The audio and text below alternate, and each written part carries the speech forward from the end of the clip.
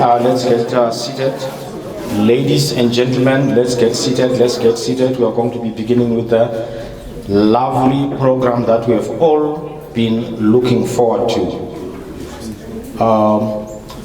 I hope we're all ready. Are we ready? Yeah. But you don't see the smiles. This is supposed to be a very important occasion. An occasion that will take us down memory lane. An occasion that will bring all those good old days.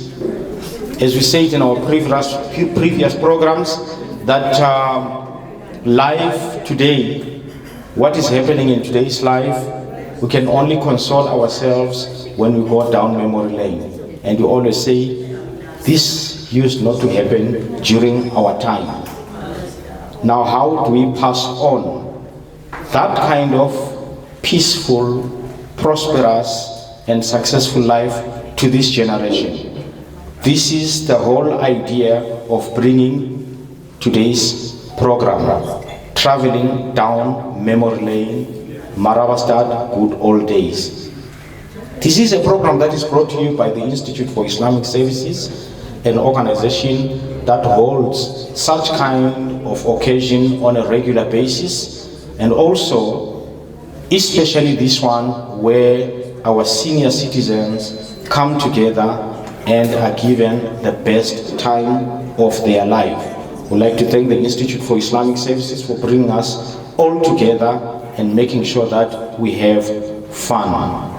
And without much ado, the program is going to be run by the manager of the Institute for Islamic Services, that is Shamir Adam. As customary, we are going to be having a little opening prayer that will be conducted by Muaz. Muaz, please, if you can come forward before we hand over the entire program to the manager of the Institute for Islamic Services, Shamir Adam. Shukran.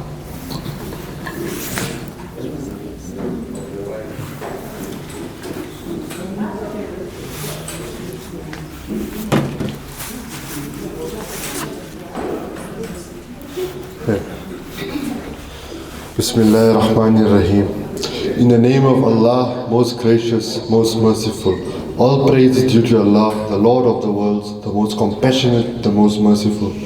Master of the Day of Judgment, you alone we worship, and you alone we ask for help. Guide us to the straight path, the path of those you have blessed, not of those who have incurred your wrath, nor of those who have gone astray. Thank you, Muaz. That is the opening.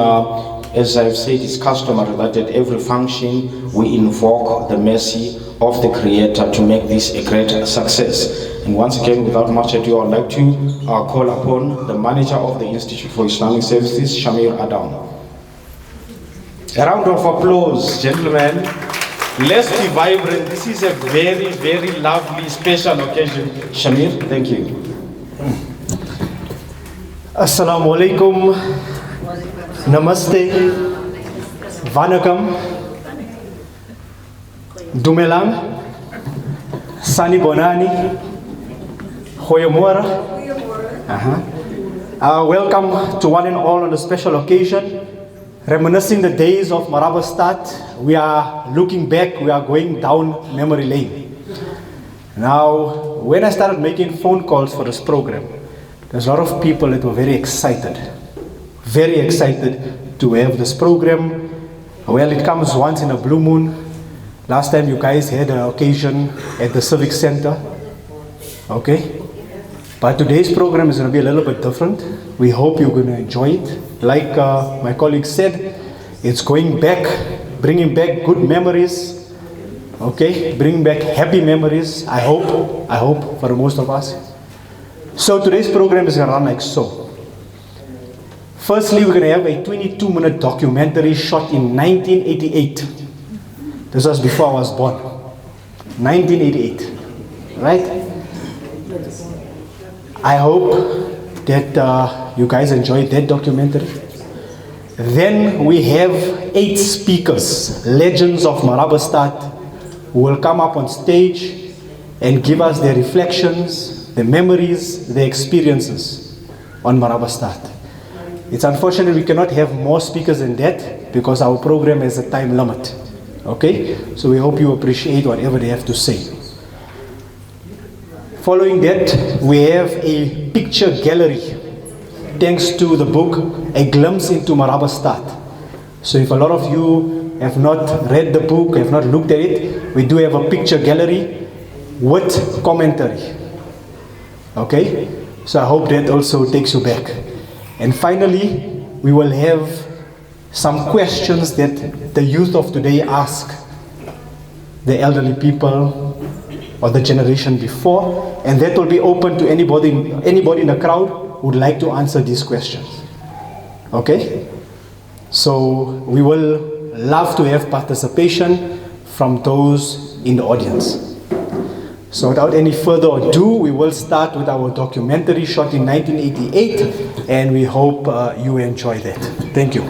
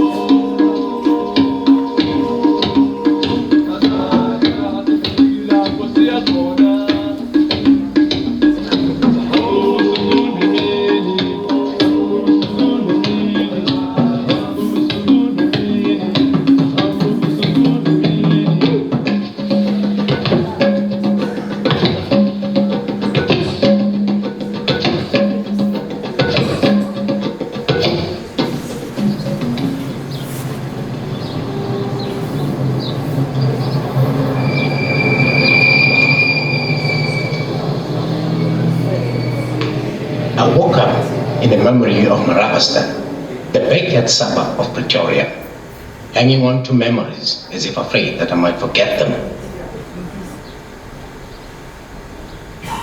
Marabastad to me was a grey area, a place of crime, poverty and prostitution, a place never to go into, a challenge. Something was different though. The people were passing through on their way to work, almost like any other day, almost like as it used to be. A whitey from across the river.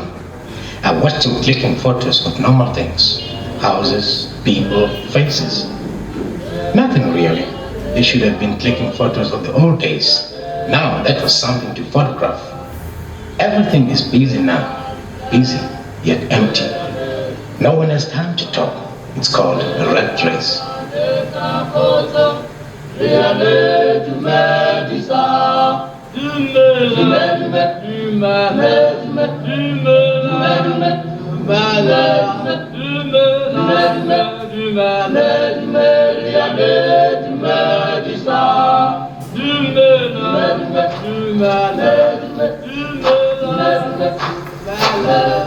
Being a photographer with the need to express, I find myself wandering more and more into this dark place of refuge, to discover a new world within the security of Pretoria's gates.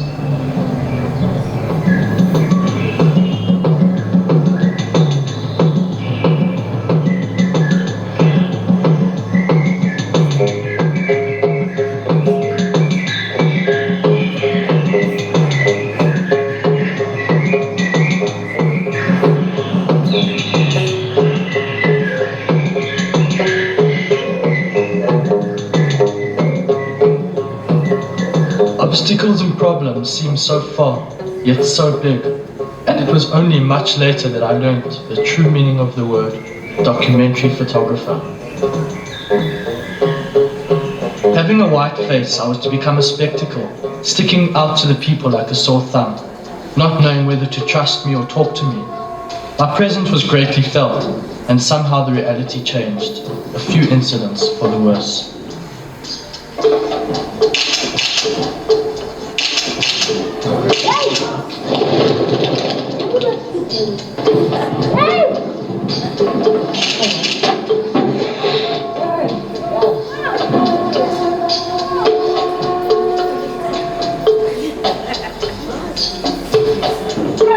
The Empire Cinema in Palm Street still remains, bringing back to me old memories of spaghetti westerns and fighting in the dust.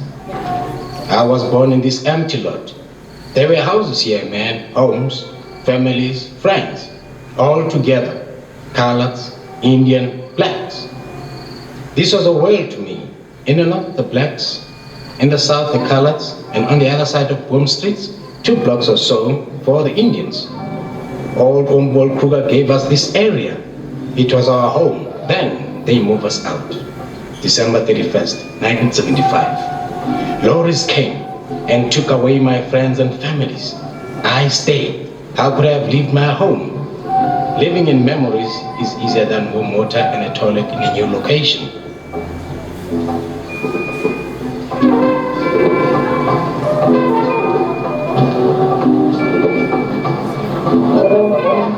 How are you? I'm good. Thank you. You are? I'm here. Good. Can I take a photo of you? Also. Come on.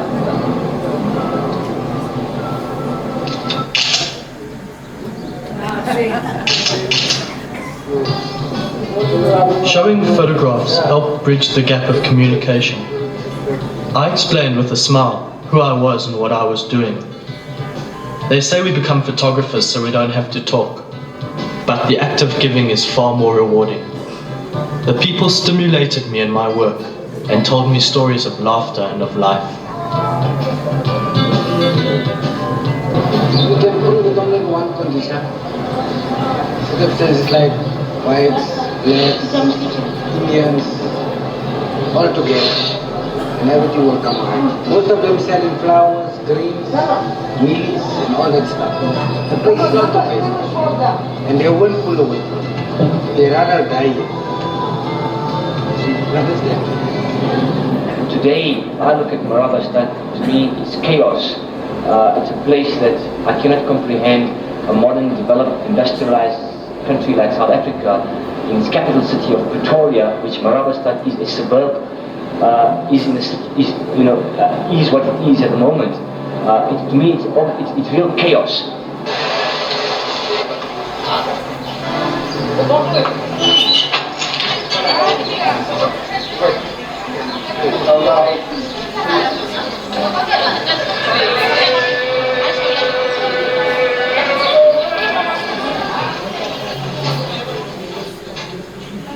Mr. Ibrahim Adam, a photographer for many years working in Marabastad, still has pleasant memories of the old days. Thank you. The only trouble I can see is for the black people is to go to the house to and fro. It's very difficult. They stay far distances. They got to get up very early in the morning to come here. And on the way, as they are going also, they don't know if they're going to reach home safely. The major problems here is of indecision of the people, governing this area is bureaucracy. For years we've been battling to get this place on a freehold, and they're talking about it, nothing is happening. In the meantime, the area, the buildings are deteriorating slowly, and what is worse is that the cost of inflation is going so high that in time to come, when we want to, if we do get freehold here, and we want to rebuild this area here, it's going to be very, very costly. And the longer they delay, the worse it's becoming for the area. The Marabastad shopping complex was established to relocate the major concentrations of Indians in the white CBD area. This place flourishes with an assortment of wares, clothing and utensils. A further development plan has been proposed to redevelop this empty area and renew the architectural heritage. Mr. Aziz Tayyab comments. If I look at the plan in more detail, what we have suggested is that there are leaseholders on the site. If any development takes place, I wouldn't like to see a bulldozer being put onto the site and start to complete a new image to the Asiatic Bazaar. I see it as an improved image with an approach of conservative surgery being employed as against bulldozing. The advantage of this is that it retains the character, it retains the buildings that would have historical value, and yet it allows developments to be made on these various sites.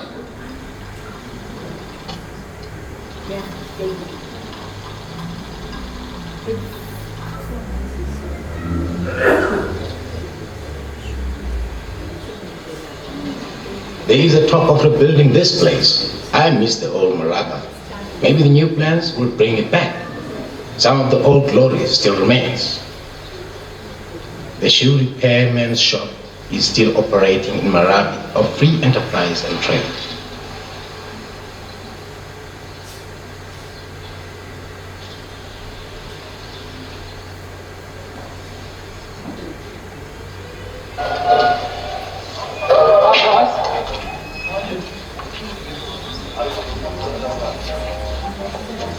Raben's ready to repair with his qualified team of technicians under his jacaranda tree. Everything so seemingly successful, everyone so painfully happy.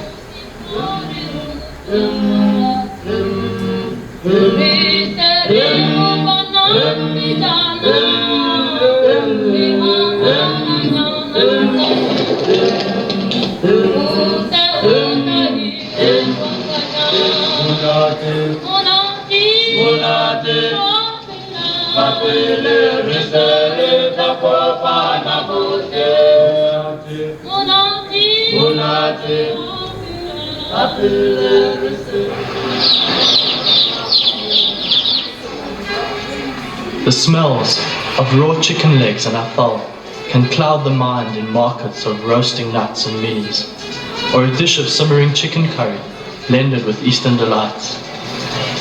Perfume and car fume cheap like the sidewalks in a busy street, hurrying through a crowd of beer drinkers and sweaty backs to catch a train or bus.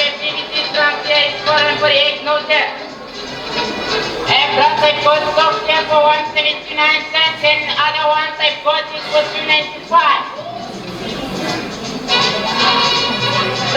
You don't want to get it. And they are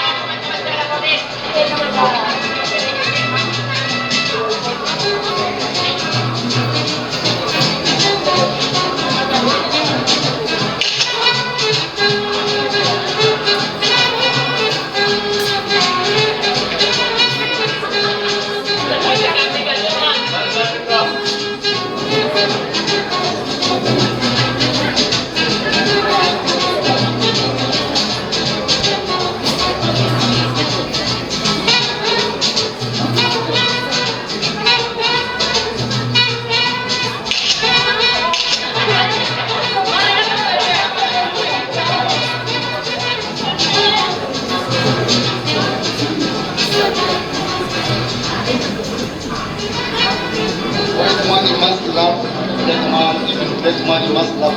I mean, if we fight one another, we're going to die like this, my brother. You're right. Yeah. You must love one another. Because Africa must be free. Africa is not for black man only. Even white man is for China. Because China just beat the men to survive in the world is for China. Sure, China.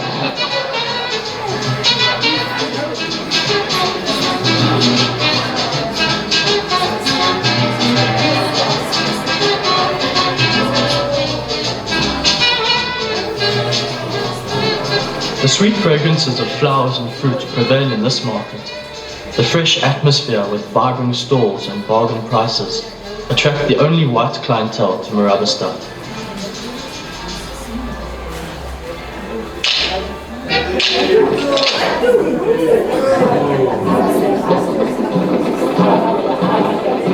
Mr. Jacob Mashlanga, the Nyanga or traditional doctor, still plays a vital role in the community. He has been practicing here for 11 years and diagnoses with the use of spirited bones and prepares natural remedies to cure ailments or prevent sickness.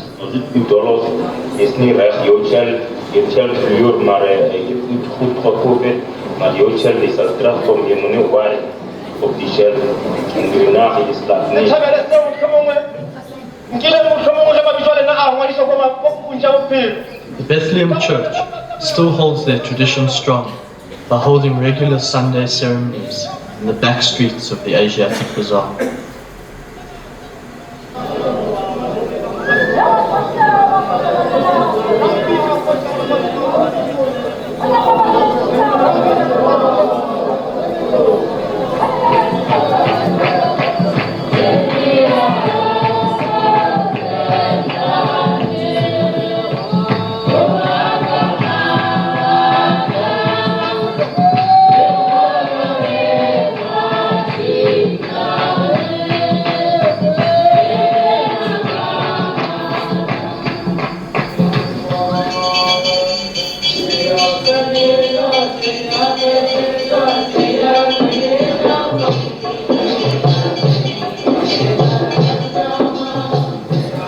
Mariamman Temple is a Hindu temple belonging to the Tamil community. The temple was declared a national monument and daily rites and ceremonies still take place, conducted by the high priest.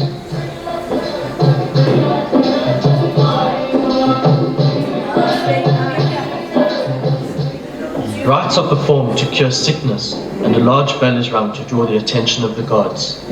Incense and camphor are burned.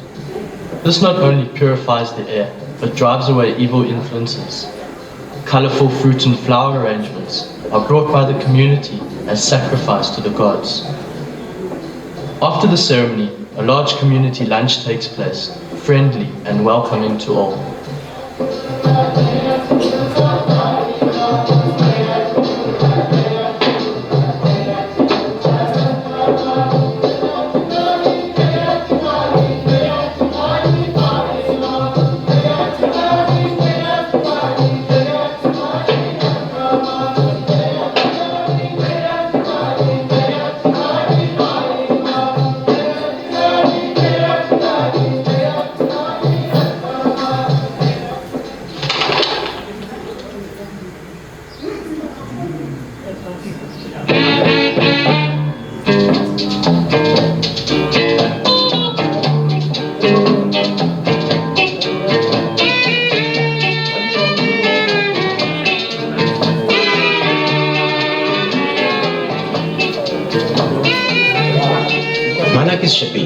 It is here that we try to forget.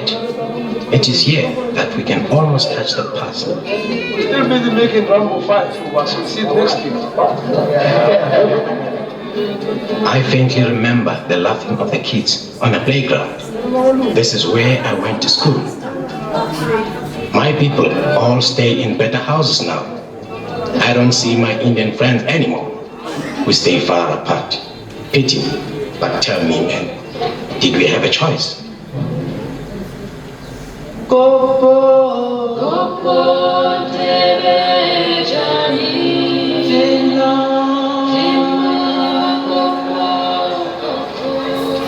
The end of the day, and the bustling crowds hurry off home. Mamelodi, Atridgeville, by bus, train or taxi, thousands of people, sweaty and tired, flooding Marabastad, supporting its life, now going home. But for me, this has become like a home, a place I've come to understand and love. I see many new friends here, and we eat and drink the way of Marabastad.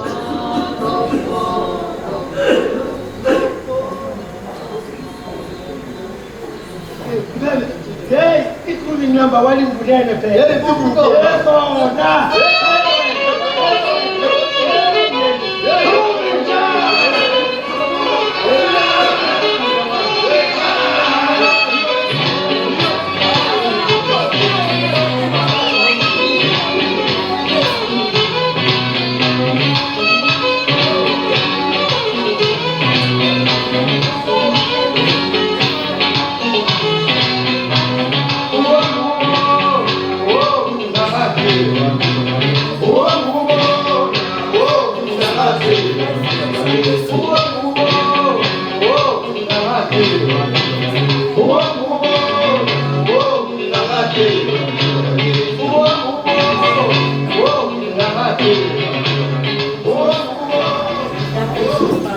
Looking at these photos, I could almost be happy that someone might have understood my work.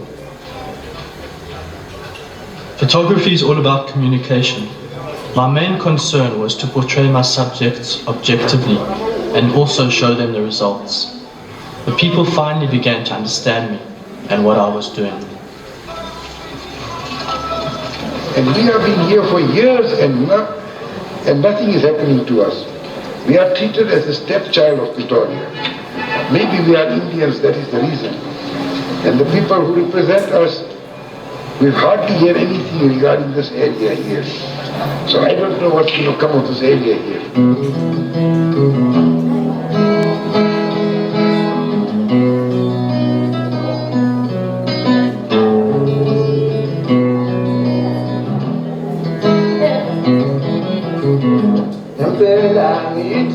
Masengutshela ukuthi mina nawe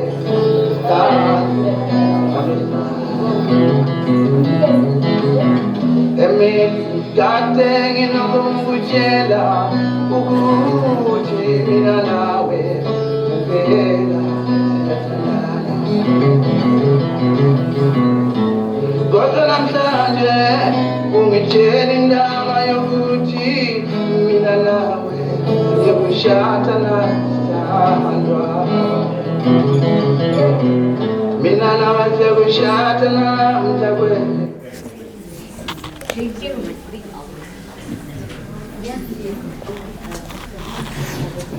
Okay, I'm sure this has brought so much memories. It's very unfortunate that, the youngsters, I'm just worried about the youngsters because all those good old days, how do we pass them on to them? But nevertheless, we'll find a way of doing it, and one of the platforms to use is such a platform. And Alhamdulillah, praise be to God for bringing all of us together to share these sweet memories. And they are obviously great people that have shaped Marabastad. And some of them are here, or almost all of them are here. And I see also my chairman is here. I'll tell you his favorite statement. He always say, you know what, don't play around with me. I'm a Marabastad boy. You know what that statement means? It means a person is very proud of the roots. That the roots that he's got shaped what he is today. And he's not alone. We've got Roshan Muhammad amongst us. Sister Roshan, are you here? Oh yes, there is Roshan. She's also one of the persons who's going to be sharing with us all the beautiful memories that has shaped her and what she is today and what we are today as a successful community. Thank you. Give it up for Sister Roshan. Thank you.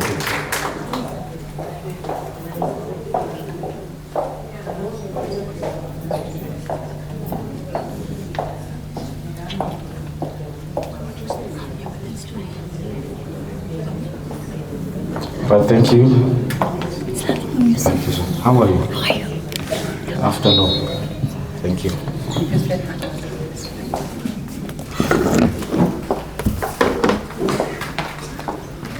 Assalamu alaikum, good morning, Vanakkam, Namaste, and I hope you're all having a good day. I would like to start with a moment of silence for Palestine, please.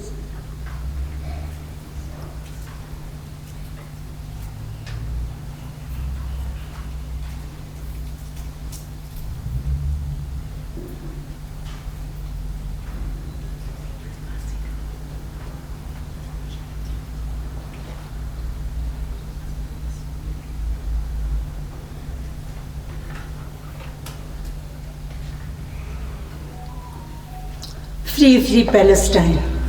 Free Palestine. I'm given this task this morning, and I have such sweet memories of Marabastad. My parents came from India in 1948, and my brother and I were born in Marabastad, and it was a melting pot of cultures, religions. We had a lot of Chinese people living amongst us. And I have a friend here, Lulu, she's my Langoti yar, and we've been together since our childhood. We went to church with the Christians, we went to the mandir with our Hindu friends, and they all learned Alif Be with us. So it was just the most beautiful time. Nobody looked at color, religion, and I wish it was happening today because our children, especially the freeborn, don't know anything. And I think as seniors, we should be sitting with our grandchildren, with our great-grandchildren, and teaching them that, you know, it's about humanity. It's about being together. And the one thing I observed since we came to Laudium is that the nuclear families, that had a lot of problems. It started the old age homes because the families were not there to look after each other. But going back to Marabastad, I was listening to the music just now on the video, and it brought back so many memories because we all knew Pata Pata. And the popular cycle works, if anybody remembers, they used to have the music blaring away, and those young African boys dancing, and it was just amazing. And I know we all rode bicycles, and yet today, nothing is happening. In Laudium, it's not. But we all rode bicycle on the dusty roads. We had about 3 or 4 tarred roads, and the rest were dusty roads. And going back to Marabastad, I have such good memories of my mother. My mother was such a strong woman. She supplemented my father's salary, and she brought she learned from her mother to do badla work. And I don't know how many people know about badla work. Badla work is a silver thread that you put through your fabric. And I think most women that are over the age of 60 will have my mother's scarf or sari, because she used to do it. And everybody got dressed for the 5 o'clock show. Does anybody remember the 5 o'clock show? That was our social time. And a lot of boy meets girl time, and a lot of marriages happened from there. And then, of course, the time with even our diets, nobody really cared, you know. We had an uncle, once he came out of the cinema, he was frying bhajia, and everybody stopped, and it was in a brown bag, and everybody bought the bhajia, hot bhajia from him. Such sweet memories, you know. And more about Marabastad was the barefoot, the dusty roads, climbing up the tree. Before the market was built, we had a forest there, and we always used to sit in the tree and pick the mulberries and eat it. Do you remember, Khadija? It was just amazing. And I would come home and my mother would say, oh, I have to wash this dress now, you know. Yeah.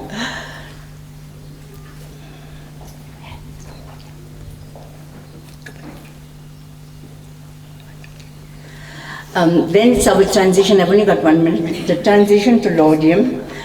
Laudium was built on our sweat and blood because we didn't get RDP houses like we're getting today and it's being abused. Everybody had to pay rent for that house and it took a whole generation before that house belonged to you. So you can imagine how difficult times we've had as Indians. And I think that we should pass this out to our African brothers and sisters to say, you are not in a bad shape. Please, you have to work harder. If you don't work harder, nothing comes with free, only with blood and sweat. Thank you very much. I haven't got time.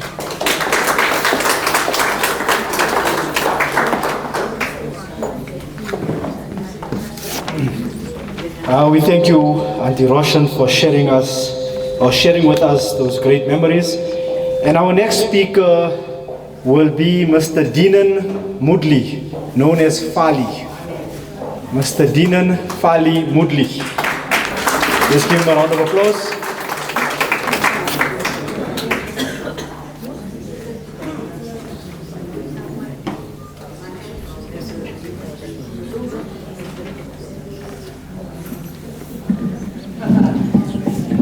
Good morning, ladies and gentlemen. My name is Dinan Fali Mudli. Born in Marabastad in 1943. And believe you, I've already referred to Marabastad as my heaven. Yes. Because that is where my heaven is and it will always be there. My wife had been given specific instructions. If I die, my ashes are going to go to 348 6th Street in Marabastad. But that's where my love will always be. You know, we were given very little options in Marabastad. We didn't have much facilities, but we made the best of it. You take the Dougal Hall, produced outstanding sportsmen. And if you take the soccer teams, you had the Sundowns, the famous Sundowns team. You had Inglesing and Company, you had Delphos. And you know, we actually had such lovely times. Who remembers the Club Bel Air? You know, when you find that you want to go and have like a dance, Uncle Harvey, we should put his lights on, then we should dance with the Playboys. Then we should get the Civic Center where Elrica's, Lyceum combos. You had to make the best of your own life. You couldn't live with frustration. And you know, and mind you, Marabastad was made up of only 10 streets. High school, girls' school, and then the Catholic Church. But one thing what I liked of Marabastad, everybody respected each other's religion. The Rabia Dada Memorial Hall, I remember going there. The guys used to say, hey, how can I say, I don't believe in what section I belong to, I will go there. Some of the guys used to come to the Mariamman temple, we used to go to the Seva Samaj. There was a lot of weddings there. But I'll tell you one thing, it's sad to say, the day when, I can remember it was in 1975, when they came with the bulldozers, and they said, listen here, you guys got very little time left, you guys must leave Marabastad and come to Laudium. And today, Laudium, it may have beautiful houses. Everything, when you go to anybody's homes, you see my marble toilets, my marble bathrooms and all that. There was every yard, there was a couple of families living there. And we lived so happy. Everybody took everybody as their own. And I'll tell you something, this is one of the things in my life that I will always miss. And hopefully, I'm going to be around for, I don't know for how long still. By the way, I'm 81.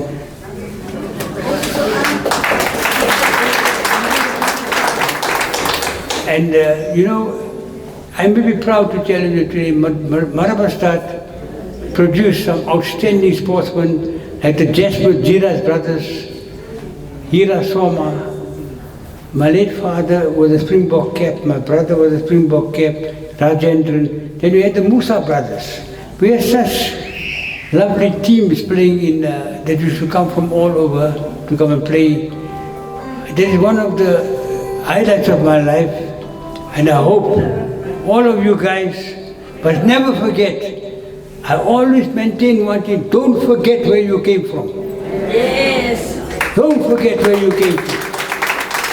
This business of stuff Mercedes-Benz, stuff BMW, Bentley, it's nothing. It's nothing. When you go, you're going to go to the cemetery, and I'm going to go to the crematorium. Yes. And I hope and pray, I don't know when we're going to see each other again. I remember Steve's, with a lovely, they used to play the nice selection of Elrica's and Lysom Compost LPs. And you know, the guys used to come, who remembers the jukebox? Myself. Remember the jukebox? The guys used to go there. Sixpence. Sixpence. We should have fun. But anyway, you're not going to get those things anymore. So I don't know, just pray God that we're all going to meet each other one day again. And anyway, that's all I can say today. I can stand, if I can stand here, I can speak from now till kingdom come.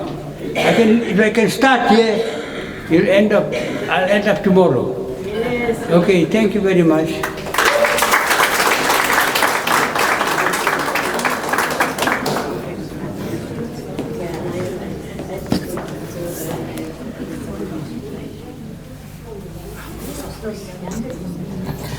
Okay, thank you. I like his vibrancy, and this is typical of all the Marabastad crowd or the Marabastad crew. They are very, very vibrant, something that we are lacking today. But anyway, without much ado, I would like to introduce or call upon Auntie Katie, Khadija Muhammad. She's here. Auntie Katie, better known, fondly as please, please, please.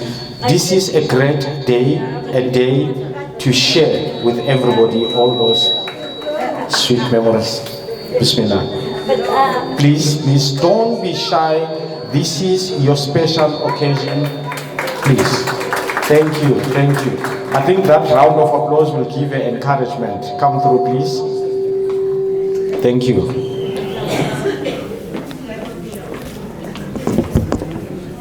Assalamu alaikum. I'm Khadija Muhammad from Marabastad. Vanakkam, salam, morning, whatever I can say, because I've never been on the stage for, and my first time is that I'm speaking here. I'm from Marabastad. I grew up with apartheid, and apartheid was so beautiful, and I still remember the First World War, where I bought some milli rice and some potatoes. Round the corner was a chemist, when we ate very well, and my mother was selling vegetables at home, and we had a good life. We had stables with horses and carts, and then Dr. Brown came, and we were sick, and then they said, if you got whooping cough, Dr. Brown said, no, there's no medicine for this whooping cough, you can die. So we opened the stable, and we took this old lady, and we put her in there, and the horses poo. The horses pooed, and I closed the stable, and then the whooping cough went away. When Dr. Brown came, he says, that what medicine did you use? So my daddy said, we put this old lady in a stable. I know of horse and cart. I'm 85 years now, and I'm very strong, and my late husband left me for now 19 years. I don't see a doctor. I always do a little charity work without telling anybody. I was in a market when I was about very young, no pounds, shillings, pence, and I gave all this little money box to my brother, and he still got the market. And I was in Marabastad washing potatoes with the cement, you know, the washed potatoes. We were the potato king, and I started with the bananas, and I was the banana queen. With all my pictures that I still got at home. And I used to with the apartheid, I came third. I was so upset. But anyhow, I still won the third prize. And it's just how I am. I still look after the poor. I grew 2 little boykies. Potatoes was $2.99. Tomatoes was 12 and 6. Now you pay tomatoes 200 in a box. It gives me a shock of my life. And the bananas, $7.99 a kilo. And the potatoes was $2.99. And now it's 200 in a bag, 100 in a bag. But I've been in the apartheid time. And they also threw us out to Marabastad, and we didn't have a business again. I've been, say, from 30 years, I used to do the morning market. I know pound, shilling, pennies, farthings. And I just know I help a lot of black people. I'm people's person. And I still take the people to hospital. If they need me, I'm still driving at 85. And that's how I go. And I love all my children, because I'm still 85 and I can still help you with the wheelchair. I got one wheelchair if anybody needs it. I knew Ashula, she gave me some sticks. So I'm just people's person. Thank you. Salam.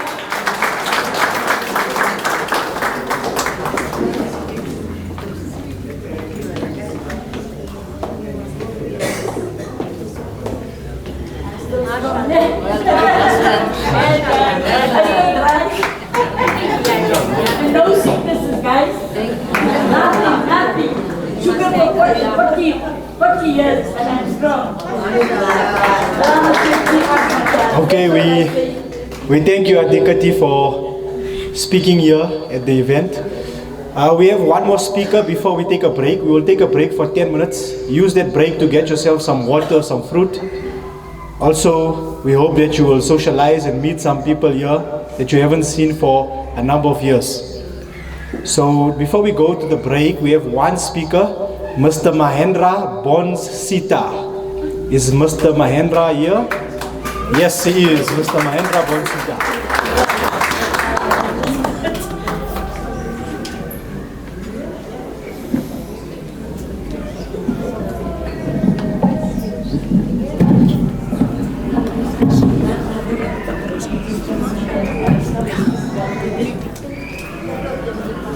Namaste, Assalamu alaikum, walaikum, net nochakum, Salbona, good day.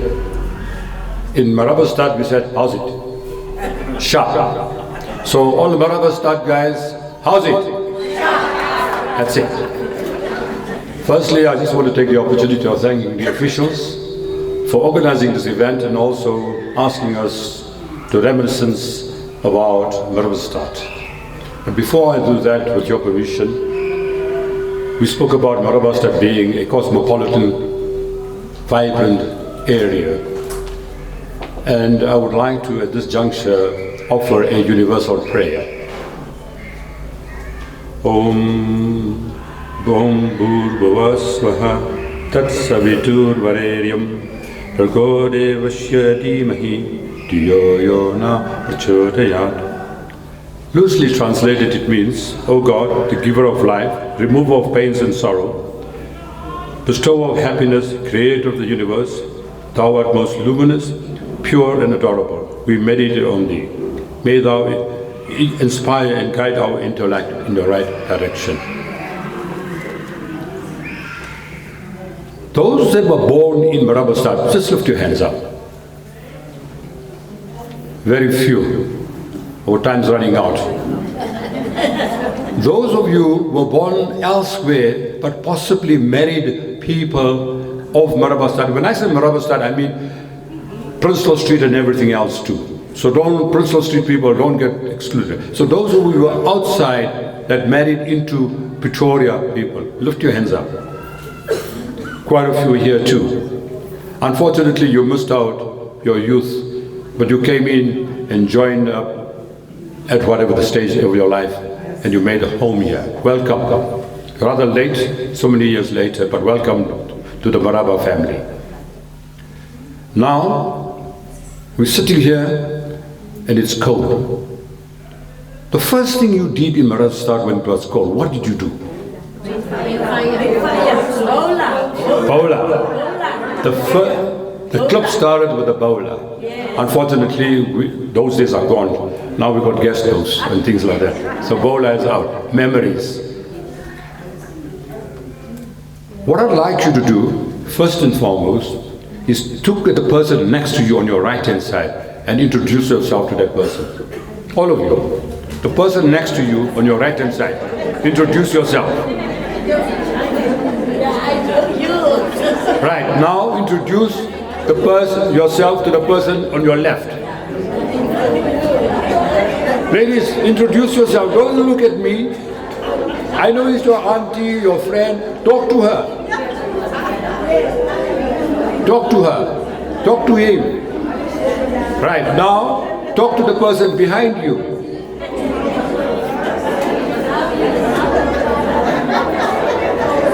Right. Now talk to the person in front of you. No, please too much. If you come from Marabastad, that's what it was about. You had no inhibitions. You just made friends, you met somebody, you introduced yourself, and you carried on. In Marabastad, your neighbor, doesn't matter who it was family. If you ran short, you had extra, you shared. 3 streets away, that was your neighbor. Yes. At Hadi, you had baie nonsense gemaakt dan. When you made nonsense up in 2nd Street and you lived in 10th Street, by the time you got home, your father gave you a clap. Why? Because an uncle informed your father that what were you up to. That's how close we were, and that's what we did. Elders looked after each other. It didn't matter whose child you were. It's true. If you saw a kid doing something wrong, you got up and you clapped him. And if he went to his father and said that uncle clapped him, his father gave another clap. And then asked him why. He didn't come to you and says, hey, why you hit my son?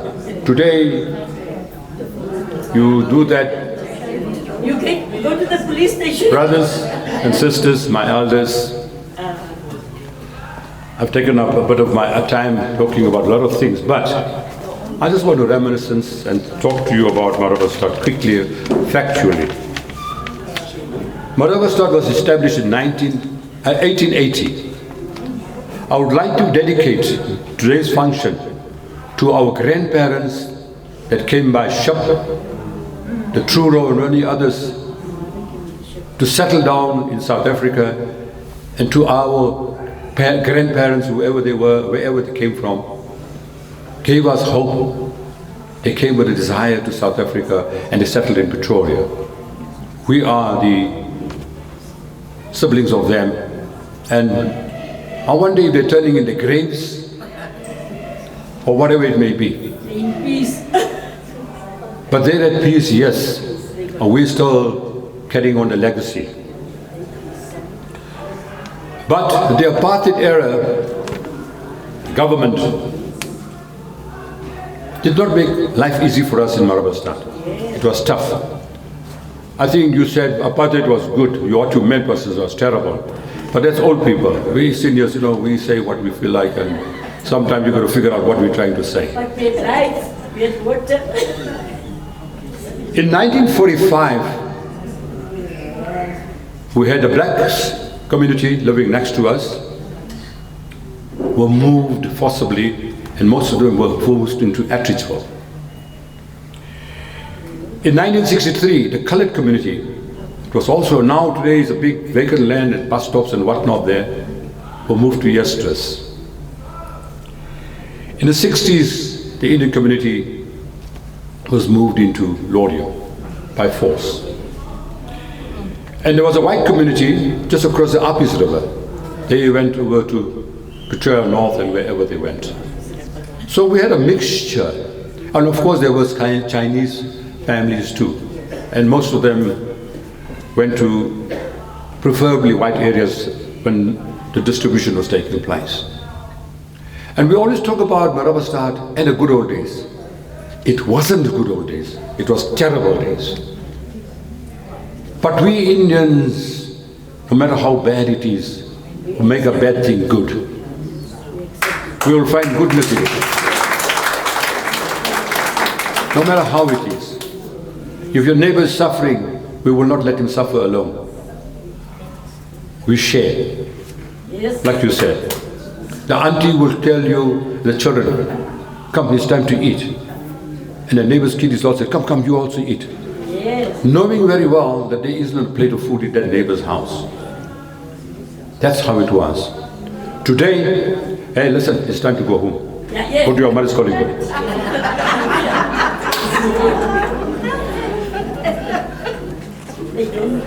Starting a day at 4 o'clock in the morning, if not earlier, you've forgotten that you had to get up and get the coal stove going. Yes. So that you have enough hot water and you have to line up your buckets by the bathroom because so many people in that yard and you are sharing that one bathroom and toilet. Yes. So you have to line up 4 o'clock, irrespective of what the weather was. What about the toilet? We could wait for the toilet. Right. I don't know how. Today, that one toilet, 20, 30, 40 people share. Today in our big homes, you got 3 toilets, 2 people, and they're still fighting for the toilet. I know, I'm speaking from experience.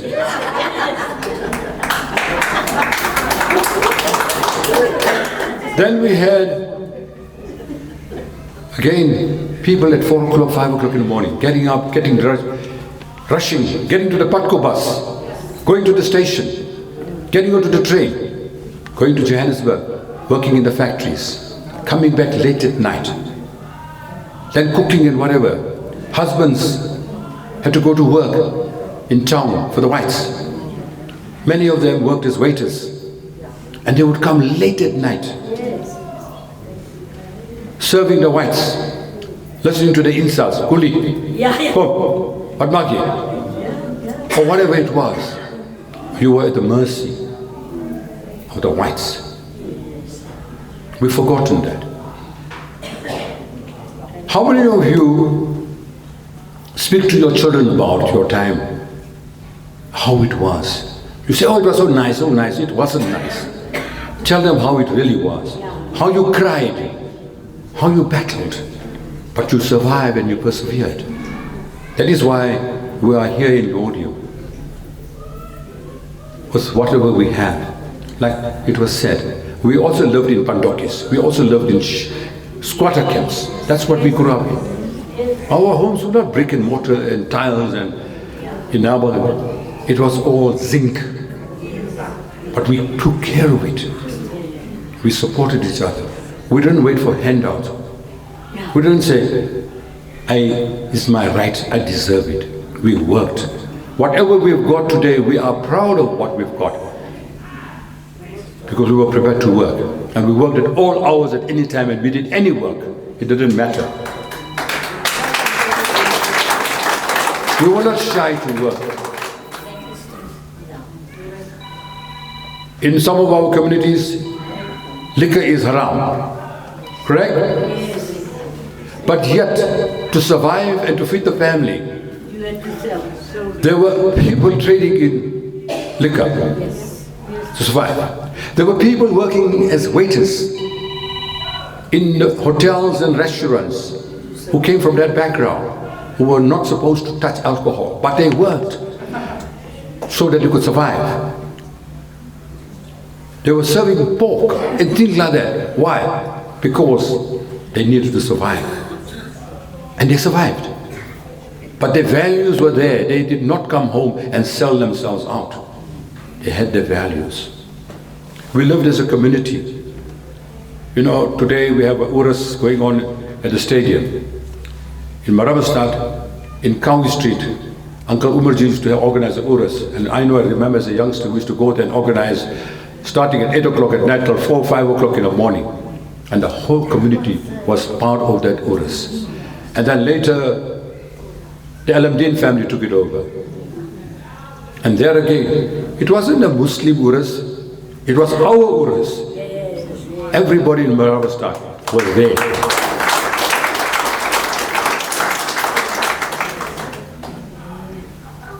Can you remember those second-hand cart dealers? Those people. Can you remember them? What used to happen? There were people, they used to go to the shops and buy glassware. Take the glassware and go to the white areas and exchange those glassware for clothing. Come back to Marabastad and then sell that to the traders who bought the second-hand clothing from them. These traders took this clothing and they lined up in Struben Street in those two-wheel karikis. Can you remember those karikis loaded with goods? Old uncle, auntie pushing those karikis to Struben Street, lining up and selling it. Most of the clients were blacks. But they survived. They worked hard and they were proud. They were not ashamed of what they did. Today, would any of us want to do that type of work? No ways. It's below my dignity. People, we've lost our identity, our nature, our being. We've become separated. We talk about being Indians and whatever, but the good old days. But the new Indian, unfortunately, has lost his identity. You are not what your parents were. Yes, yes. You're saying yes? Yes. Have you looked at your children? Have you looked at your grandchildren? My brain came from a different place. God forbid. Yeah. We don't know what's going to happen to them. So it is about time you sit down with them and talk to them. At lunchtime, supper time, wherever time. Talk to them about what values are, what it meant to have a neighbor, irrespective of whether it's a Muslim, Hindu, whatever you want to call it, Chinese, black. Doesn't matter. We were human beings as a family. Instill that into them. And I would recommend the organizers, having organized this type of event, maybe you should organize this type of event during the school holidays, so that you grannies and uncles, whoever, can bring your little ones to a gathering like this, and they can hear what was life about. Because when you tell them, they say, auntie is talking. You know, we know that. But when they come here, and they'll hear people talking about this, they can hear the political side, they can talk about the religious side, they can talk about sports, they can talk about so many things. Give them value and purpose in life. All our faith, all our holy books tell us that we must help and serve. Who? You serve your fellow human beings. By serving your fellow human beings, you're opening up the gateways to heaven. Brothers and sisters, I'm not here to preach to you. I just want to say thank you for allowing me and letting me speak to you. And best of everything. Thank you.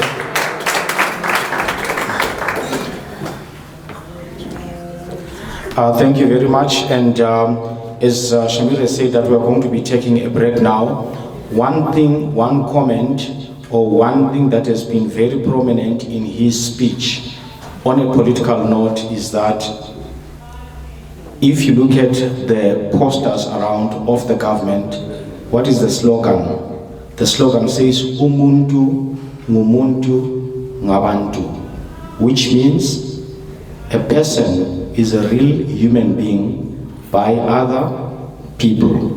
And this was very prominent in the life in Marabastad, whereby you could not eat that plate of food without thinking about the neighbor. In today's life, success is very difficult because there is no more umuntu ngumuntu babantu. Is mine and not yours. Very fortunately, the Institute for Islamic Services is one of the organizations that have come up with a slogan, service to mankind, which is exactly the same as a person is a person by other people. For the past 42 years, Institute for Islamic Services has run several projects, daily projects, and one of them is to look after the indigent, those who are down and out. That you cannot succeed without giving a plate of food to the one that is down and out. You cannot succeed without dressing or clothing those who cannot afford to do so. You cannot succeed if you don't have, or rather give an education to those who are down and out. The Institute for Islamic Services has carried that legacy from Marabastad till today for the past 42 years. A round of applause to them. We are going to take a 10-minute break, and after the break, we'll continue traveling down the memory lane. Assalamu alaikum and namaste.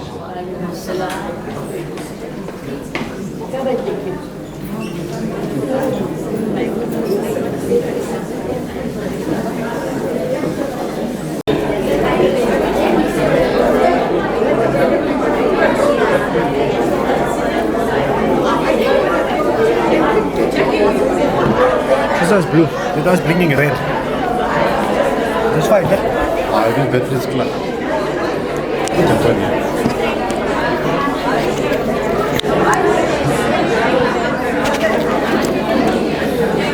How are you, Islamic?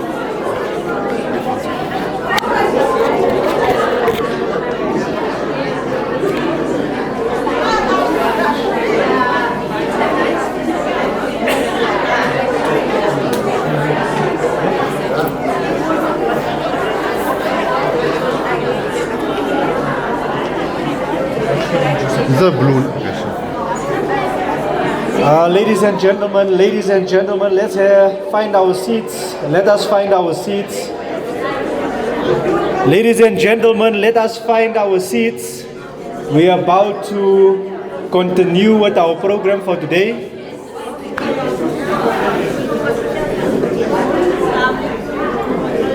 Ladies and gentlemen, let us find our seats.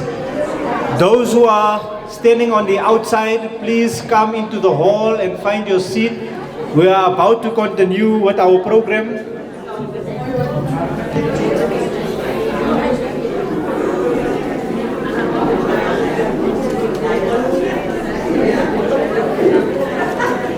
Yes, we are about to continue with our program. Let's take a seat there. I can see one person walking around a lot and speaking to everybody. Please, let's have a seat there. Moaz, can you bring a chair for the uncle? He is walking around a lot. There's a guy at the back who's dancing. Sir, can you please have a seat there?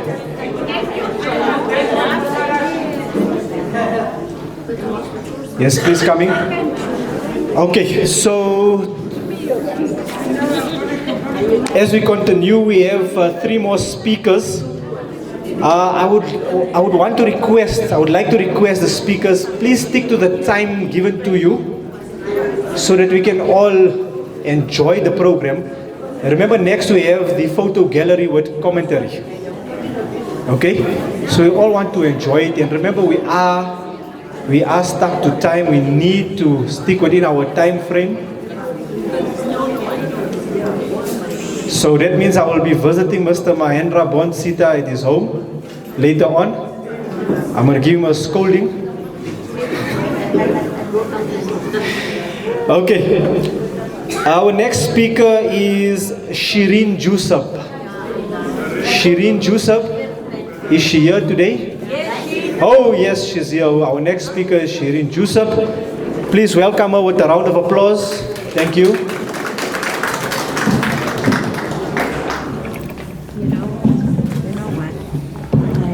not good at speaking, but I've got it on my phone. Can I read it off? Oh, of course, you can. Just speak into the mic, right? Okay, I'm very short now. Okay. You just get out of it, right?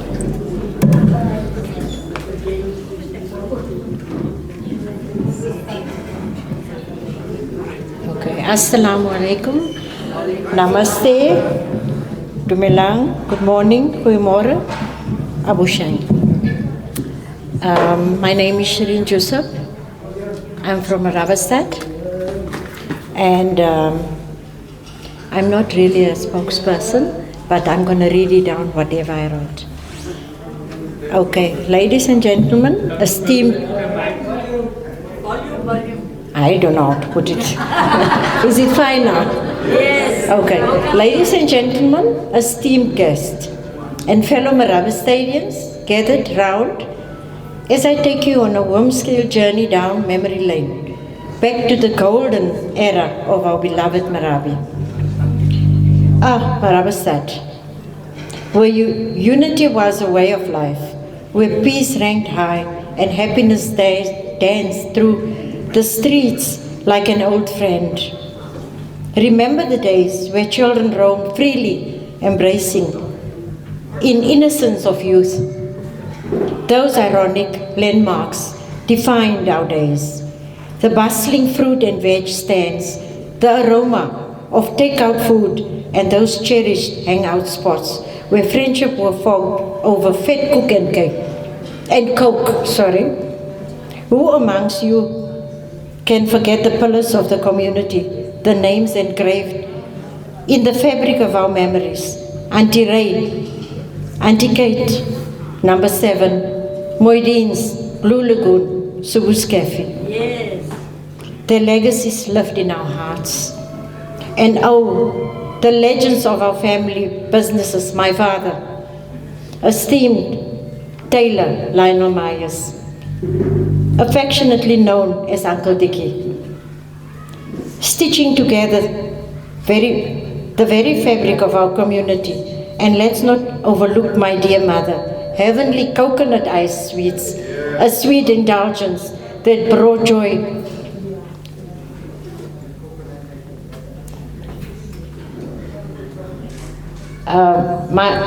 May the spirit of Maravians continue to thrive within each and every one of us, uniting us in laughter, love, and shared memories. Thank you, and may the spirit of Marabi forever live on. Thank you.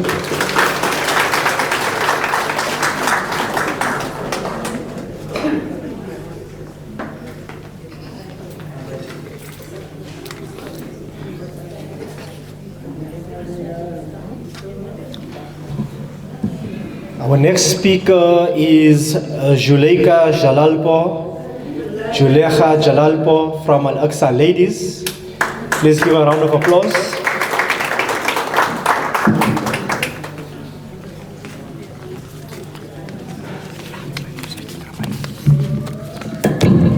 Okay, thanks. Assalamu alaikum. Good day to all of you on this beautiful day, thanking the Almighty. Memories of Marabastad. This was a world of its own. No class, race, color, or religion distinguishing. We all lived as one big happy family, celebrated every special function such as Eid, Diwali, Christmas, and Easter. Laughing, dancing, praying, and of course eating. We as kids played soccer, volleyball, 3 turns, and many other games till late or till mom called us for supper. Friends could join us without being invited. All our mums were friends and could ask for potatoes or tomatoes if short while cooking. Grandparents sat on the stoop socializing, playing cards, or smoking pipe. Fancy clothes, money, or cars were not a priority.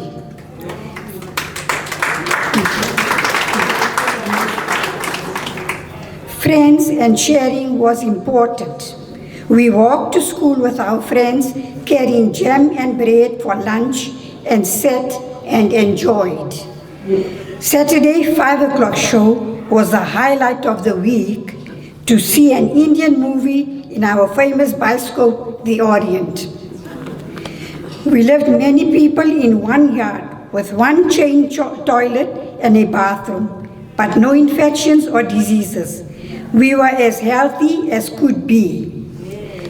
Panado and home remedies were the cure for flu and colds. One parent working, supporting 8 to 12 family members. Crime was never heard of, if so, very seldom. Sadly, we had to move to Lothian due to Group Areas Act, which broke the wonderful days that can never be repeated, which we experienced. Loyal friends, genuine happiness, caring families, pure hearts, true love, no jealousy, no pride or greed.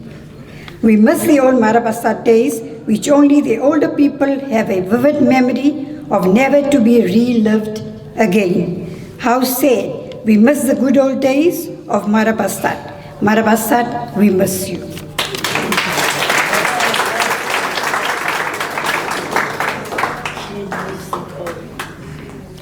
The last statement, I think it brings tears to one's eyes, that Marabastad, we definitely miss you. And there is a gentleman that you cannot separate his name from Marabastad, and that is Uncle Steve. Are you here with your Boston hat? Mr. Isa, please give him a very big clap, because without him, when you talk of Marabastad, him and his brother, Steve, you cannot mention the name Marabastad without mentioning the name of this gentleman here. He's done very well. He's the one that will tell you the ins and outs of Marabastad. Thank you.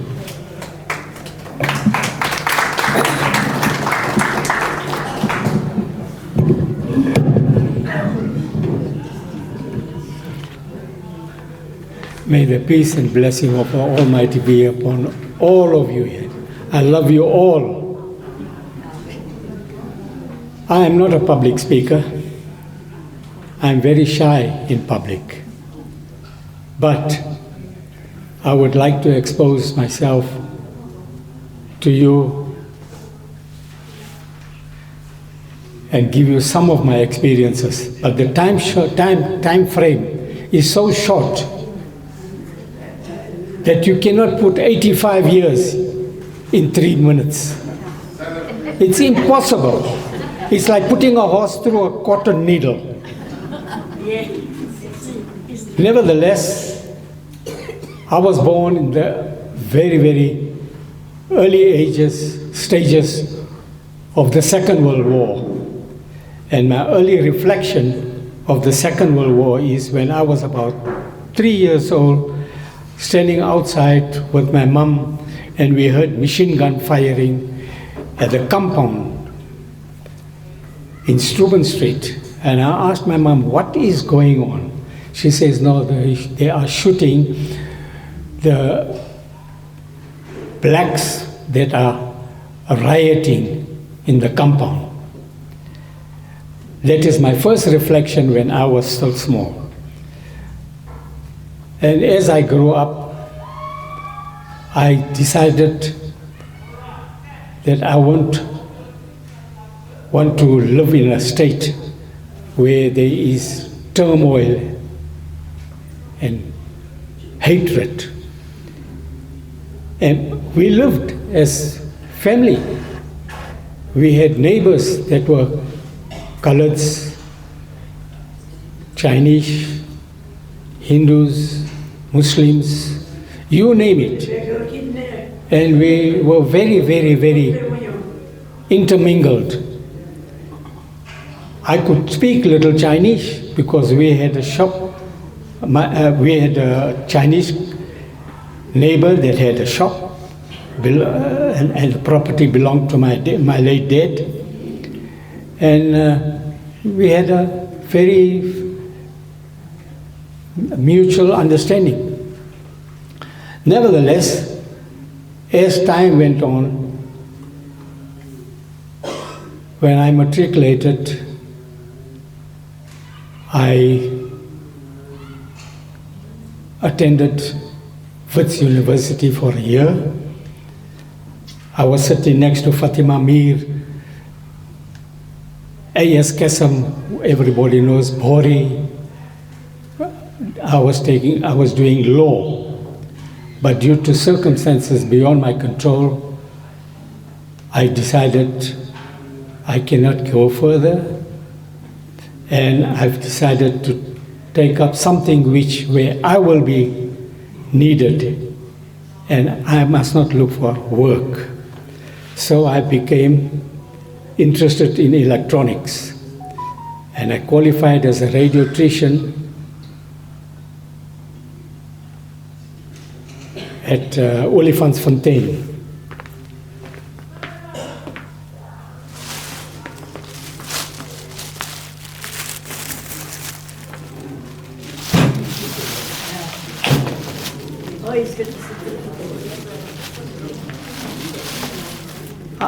I brought along my diploma, which I've received in 1966, in December, in January 1966. And I wrote it the year before, but it was a very tough examination, and it was something which the whites did not want we as Indians to go into it, as they wanted all the top jobs.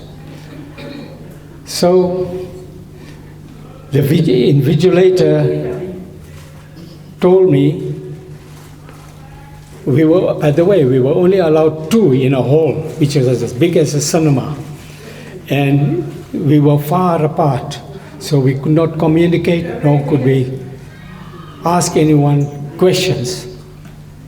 And he said that if you get under 80%, you fail. You must get 80% and above. They made it so strict so that we as non-whites must not get into the trade where the whites were in. Fortunately, with the help of the Almighty, I managed to get 89. And my friend, who assisted me in my practical, Mr. Esa of Kismet Radio, he also managed to get 86, and we both passed. And I think we were the very first Indians in Pretoria to qualify at Olifantsfontein. They kept us there for 2 days, and we had to complete 7 sets of radios. Now, in those days, the radios were not transistors, they were all valves. Very, very, very complicated, very dangerous to work with. And we were very fortunate to have succeeded. Nevertheless, as time went on, I needed space to open up my business.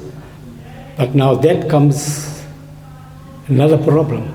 Luckily, my father, Mr. Veli Omar, we had 8 properties in Marabastad, and I managed to get 1 room where I slept and I did my repairs. But that, I'll explain to you a bit later what transpired. And as time went on, I serviced the 3 bioscopes in Marabastad, Orient, Royal, and Empire. Whenever they had a electronic problem, I was the only one. If the Chetty brothers are here or their family, they might recall. And time went on, and I became very popular. Being the only qualified and active member, I got work coming from every corner of South Africa, including Lorenzo Marx. And I even recall I managed to get a job from Dr. Verwoerd. He brought a radio, and he was the president of South Africa. And guess whose radio was it? His Skelmpie. It was his Skelmpie. And he was the apartheid king. And who was the Skelmpie? A black woman. While Betsy was in Cape Town, he was having a royal time with the Skelmpie in Pretoria. And he had guards looking out for that nobody disturbs him. And the Skelmpie told me that every 6 months I get all the cutlery, I get all the cups and saucers and pots and pans, and we get replenished. And every 8 months or 9 months, all the curtains and all the beddings and so forth. I said, you're very fortunate. What else could I say? Nevertheless, it was a minor job. I fixed it up. Dr. Verwoerd thanked me. Okay, now we go back. I haven't got much time as time is limited. How I managed to secure 2 of the properties of my late dad from being demolished. In those days, as soon as as a matter of fact, all the properties in Marabastad were frozen. You had no right to even knock a nail or replenish a window or change a door or do anything without the permission of the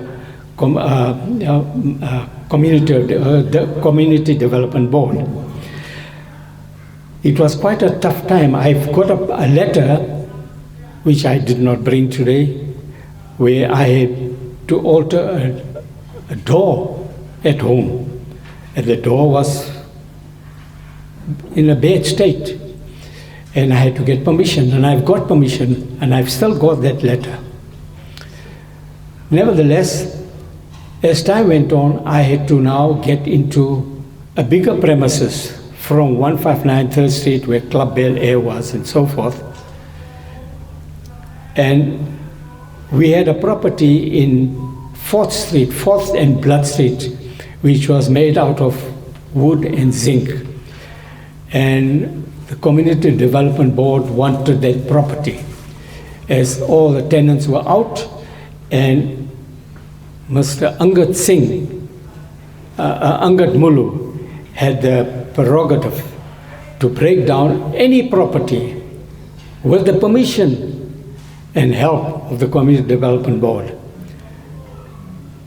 As time went on, the Community Development Board wanted that property of my late dad. My dad ducked and dived, had a lawyer, kept on postponing, and they wanted to give my dad only 100 rand for the whole property, which was zinc and wood. So I thought of an idea. As my place in Jerusalem, as my dad's place in Jerusalem Street, there were tenants. Ismailia stayed there, Starlight Taylor, Hindu people stayed there. There were a lot of people. There were 6 people, families staying there. But they had to move out. They were given accommodation in Laudium, and the place was virtually empty. So I went over to the Community Development Board and gave them an idea. Look, ultimately you will get that property of my dad for 100 rand. But I can make it easier for you. If you can give me permission to move my workshop from 159 3rd Street to Jerusalem Street, I will renovate the place, I will maintain it, and it is our property. So Mr. Carsten, who was the head of the Community Development Board agreed. So I said, I'll have to bring my dad along and we will sign the documents and hand it over to you people. So I took my big brother, my father, and I went with a suitcase. I was electronically minded. I put in a four-track tape recorder in there with a very sensitive mic and 2 wires sticking out. I just had to join the wire and the tape recorder goes on inside the suitcase. I put it on the desk and I was talking to Mr. Carsten, the head of the Community Development Board. And he agreed that he will give me permission to move from 3rd Street to Jerusalem Street at my expense, and I must renovate the place and they won't trouble me. So I worded it in such a way that you giving me your full permission, and you are the only one that are entitled to give that permission and nobody else. He agreed. And I moved. As soon as I moved, I had a few colored friends that came over to renovate the place, and I converted it into 3 sections. There were 6 cubicles, 2 room and a kitchen, 2 room and a kitchen. There were 6 of them, and I made it into 3 shops. One was my shop, the other one was my storeroom, and the other one was my outfitter shop with crockery and selling records. So, you know how it is. Seeing that the place is frozen, people could not alter any place. Some Indians went over to him and made a complaint that why did Mr. Steve get that place renovated? How can he get in there? So he sends his inspector, Mr. Pretorius, to me and said, I must stop. I must not proceed with the premises. I tell him, look, there's only one way to solve this problem. We go to court, but I will disgrace your boss and I will put you people in trouble. So he says, how will you do that? I say, I've taped you people. I've got you on record. So he said, my God, I can't believe it. And he decided that he will, talk to his boss. So he went to Mr. Carsten and he said, look, this Indian is electronically minded and he had taped you and you didn't see the tape. He says, no, there was no tape. He said, but he had a handbag, he had a suitcase on the table, did he? He said, yes. He said the tape recorder was inside there. My God, he says, I don't believe it. It must be a hoax. So Mr. Pretorius came back to me. He says, can I listen to the tape? I said, yes. Oh, yes. But the original tape is at the lawyer's office. I will have to make a copy. I don't trust you people. And I'll let you listen to the copy. And the next day he came. I brought the tape out. I had a Valiant Barracuda. I plugged it on. And when he heard that, he says, my God, leave me. I'm going now. And he went back to Mr. Carsten. He told Mr. Carsten, jy is in die kakken. Jy is in die groot moeilikheid. Jy het hulle toestemming gegee. En nou wil jy stry. Jy het nog gesê, jy is die groot baas en jou woord is goud. Jy is in die moeilikheid. Mr. Carsten said, but Jesus, is this what happened? He said, I can't believe it. Hy sê, ek kan dit nie glo nie. Ek gaan my werk verloor. Ek gaan my pensioen verloor. Ek gaan alles verloor. Ek gaan alles verloor. Hoe gaan dit? Wat moet ek maak? Mr. Pretorius told him, laat hy maar doen wat hy wil, anders is jy in die moeilikheid. So, there was no case, and I managed to shift from one place to another place with my way of thinking. And in those days, if you have a shop, they don't demolish it. And if you have a storeroom in any premises, they don't demolish it. Only residential areas were demolished. While the people were still cooking, many of the houses were being demolished. And that is the facts. So, the saying goes, a boer maak 'n plan, maar 'n koelier het 'n beter plan. And I succeeded.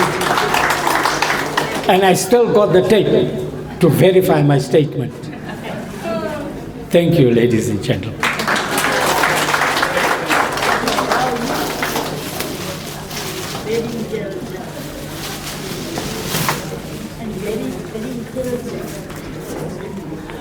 Thank you, Mr. Steve. Very confident, but he's always one above an Afrikaner. And I think this is basically what the Indians are well known for. They're always one above the Afrikaner. That's a good characteristic. To move on, we have seen a documentary earlier on, that is a video of the history of Marabastad and some of the very important footages there. We are now going to introduce to you some photos, just again to travel down memory lane, and sit back and relax as we go into the photo gallery of the historical background of Marabastad. And don't forget, there is some sumptuous meal that is being prepared right now, as you can smell the aroma of the delicious meal that is going to be served, inshallah, during lunch time. As for now, the photo gallery.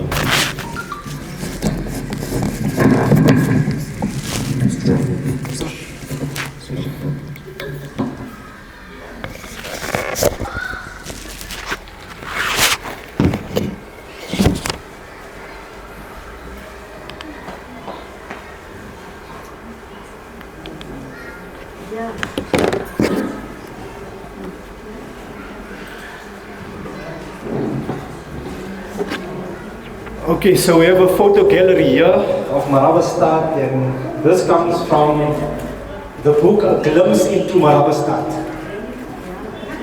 I have mentioned the book earlier, and the first photo shows us the view along Boom Street in Marabastad on a weekday in 1970.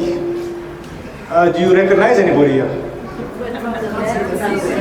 Is there anybody you see that looks familiar? Okay. Right away. Okay, so that's the first photo of Boom Street. Yeah, here I'm sure we recognize something, right? So this photograph is on a midday on Saturday. It is the view an easterly direction from Grand Street.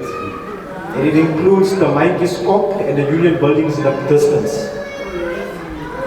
Right? This photo also dates back to around 1970. Okay.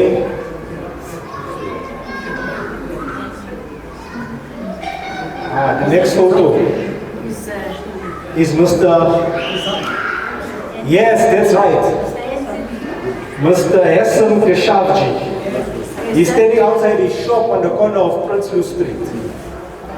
Right, so Mr. Mahendra Bonsita knows him. He knows him very well, right?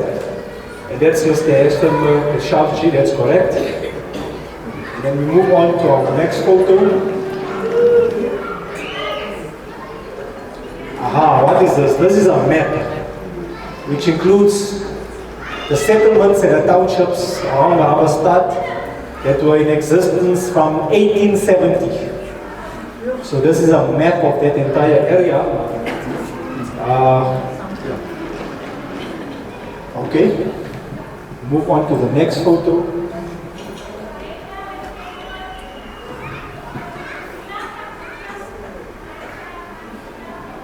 Okay, do you recognize anybody in this photo? This is 6th Street, Marabastad, 1970. This is 6th Street, 1970. I don't think those guys are here today. I see three individuals there. I don't think they're here today. Are they here today? Okay, I don't think they're here today. Let's move on. Okay, so this here is it's an imagined view of Schoolplatz. It's a sketch. Okay, this is just a sketch. Okay, I think the next photo will interest you even more. Okay, so the next photo is the original Marabastad village.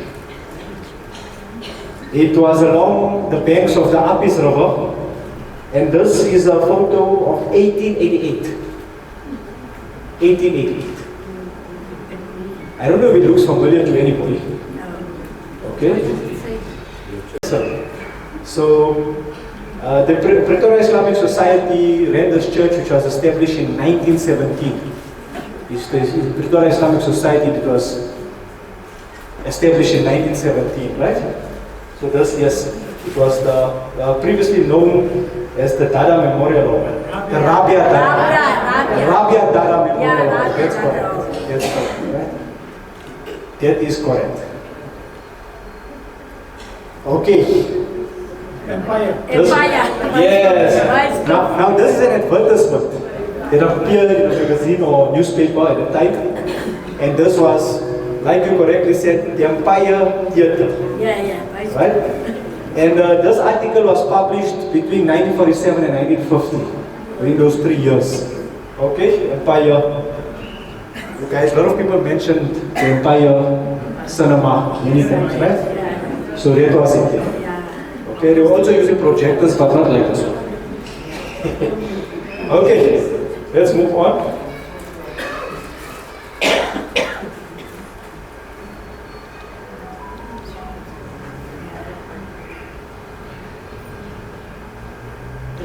Okay, yes, that's correct. This is the Nawab Mariamman Temple. It's 56th Street between Grand and Blood Street. Yeah, yes. Right? Yes, between Grand and Blood, right? Yeah, as you say, it was situated on 6th Street. That's correct. Okay, this is the Nawab Mariamman Temple. Okay.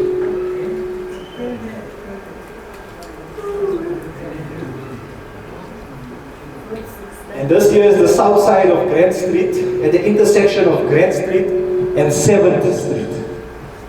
Okay? So just this direction, I see you guys have a nice light pole there. Okay, the light pole looks good. I'm sure a light pole worked every night, there was no load shedding. No load shedding. So that light pole always worked. No, excellent.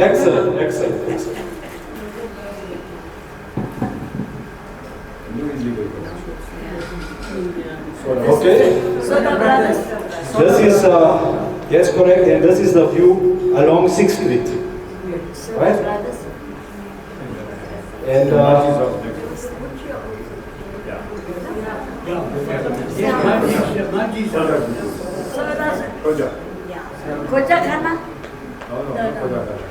okay. You guys know it very well. I hope you're not reading it about. Okay. Alright, so this here is a closer view of the houses on corner of Grand Street and 7th Avenue. And obviously we see the temple in the background. Right? So we see it there. Right? Alright.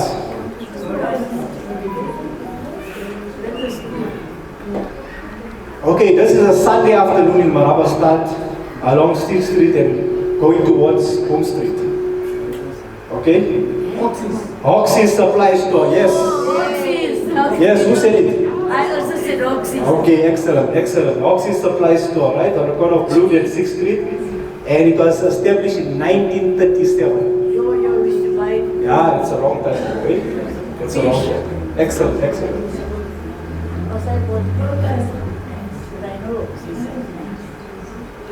Okay, and this one is an alley leading off 5th Street, Marabastad. That was between Grand Street and Blood Street. And the person in the photograph may have been employed in a laundry business. So whoever has had a laundry business, or the father has had a laundry business, this is probably one of you guys' employees. Okay, let's move on. Yeah, this was a taker in a laundry business on 1st Street, Marabastad, right? And behind us was the Mariamman temple, as you can see at the background there.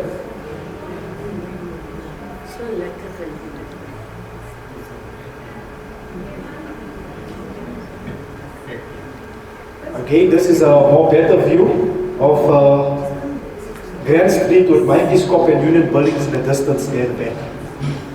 Okay, so that's a maybe closer view or better view. Yeah.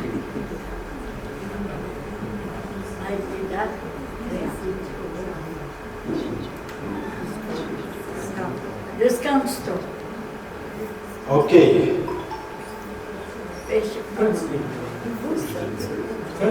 This is 3rd Street. Correct. In 1961. Correct. This is 3rd Street in 1961. And if you see, one of the author's family members are in the snippet at top there and at the bottom there. That's one of the authors of A Glimpse into Marabastad. Okay? Right. Hassan Moedin and Girish. That's right. Yes, Hassan. This is Hassan Moedin and Daryl Akone in conversation with, that's what's the name? Girish Manga. That's correct. In conversation with Girish Manga. Outside his fashion business, Liberty Stores. Yeah, Liberty Stores. In Boom Street. And near the corner of 3rd Street as well, right? I just wonder what they were discussing. I don't know. Yeah, I just wonder. Club special. Okay. Okay. So this is a street looking east along Blood Street, right? With intersection 6th Street. 6th Street. That's correct, right? 1975. This was done in 1975. Well, actually, this is before 1975 because this building was demolished in 1975. Okay? Yeah, and there's no tar roads there if you look nicely. Okay, there's a nice car on the left there. Okay? Right.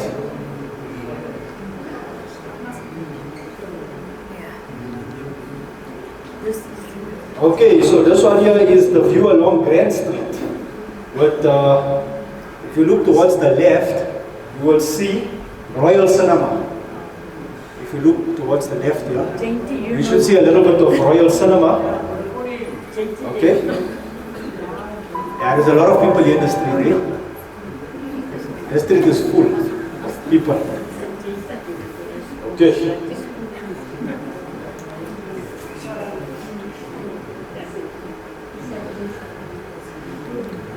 Okay, so this here is a motor vehicle workshop. Shower.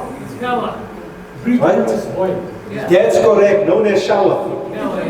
You know this person? Yeah, you work a big unit. Correct. This person is named, they call him Shower. Shower, that's right.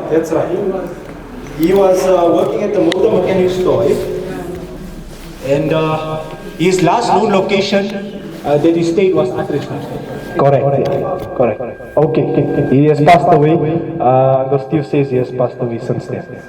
Okay, excellent.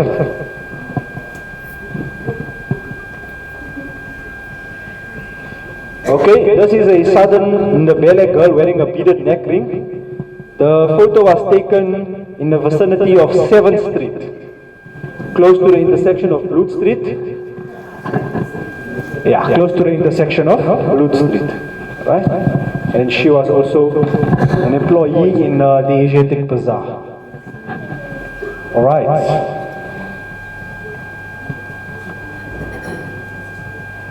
Okay, so this probably is a typical house on the corner of Grand Street and 7th Street. Yes, in the photograph, The woman in the photograph, her name is Aisha, the wife of Amitabh. Correct, correct. So she is in that photo, yes. Correct. Ah, you guys, you know your history, eh?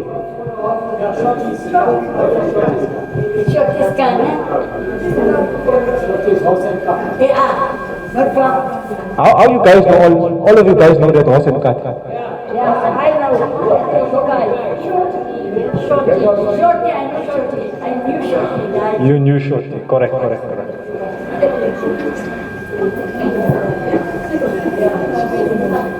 Okay, so here's one of two horse and carts owned by Shorty. Yes. Bedisi. Right, Shorty Bedisi. Correct. One of the two horse and carts owned by Shorty, right?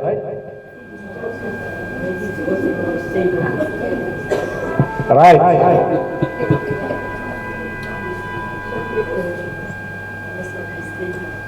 Now this is a family group outside their home in Marabastad. Does anybody recognize this people? 27B, yes. Okay. But even the authors of the book did not identify the house of the people. Okay, so none of you here can also. Okay, that's fine.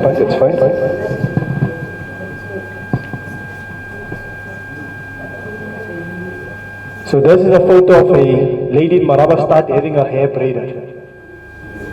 Okay? By the way, that hairstyle is still in fashion. Yeah? It went away and it came back. That's right.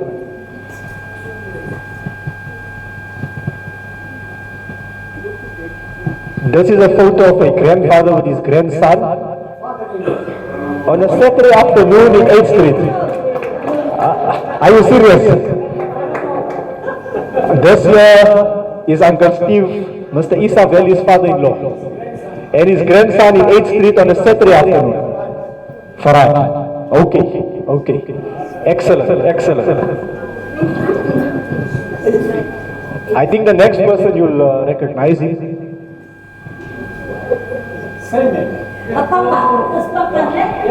Mr. Mohammed Adam Baiji. With his grandchild Farad and Anila. And you know Papa. Right. Okay, so, and the other grandchild is Shaheen, right? Outside the home on 8th Street. 418 8th Street.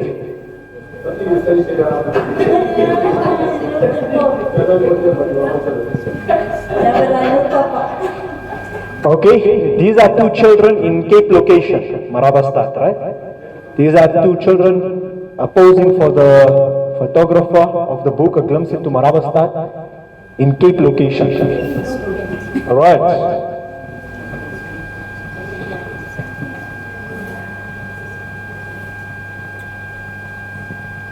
Okay, this is a Saturday afternoon street scene along East Nawab Street in the Cape location section of Marabastad.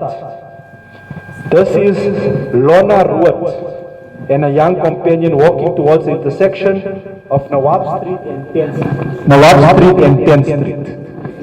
Okay, Cape location. All right.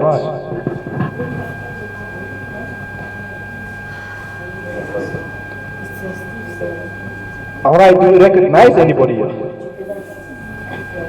Do we recognize anyone here?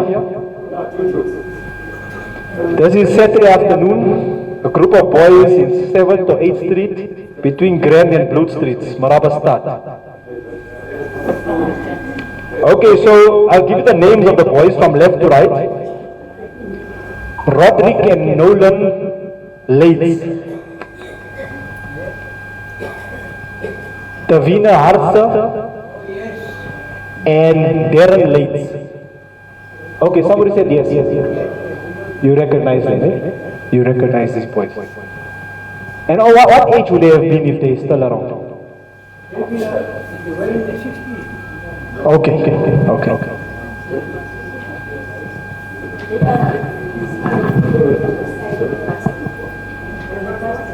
Okay, this is a girl at the window of a wood and iron house in Marabastad. This photo was taken in 1970. No sources, okay. Okay, so this here is a photograph in Marabastad at the bus terminal between 1st and 3rd Streets, which intersected the Mogul Street. The buses of the Motla bus service can be seen in the background. Motla bus service. Okay. Right?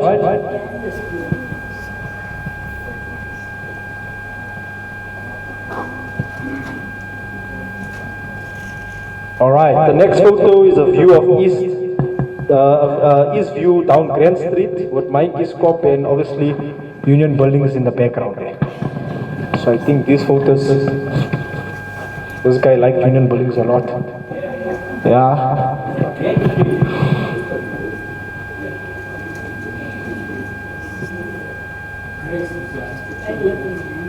Right, this is again a bus stop on the north side of Boom Street, or Boom Street. Right, thousands of commuters using this on a daily basis. The author notes here that a well-dressed man's attire was considered as McCoy. A McCoy, the real McCoy. Or the McCoy, yeah? Okay, and the shops that were selling these fancy outfits were Imperial Outfitters, P. Lala, Bob's Outfitters, okay, and in the Asiatic Bazaar Marabastad. So I see P. Lala is still around, so if you want a nice dress like this, please visit him there.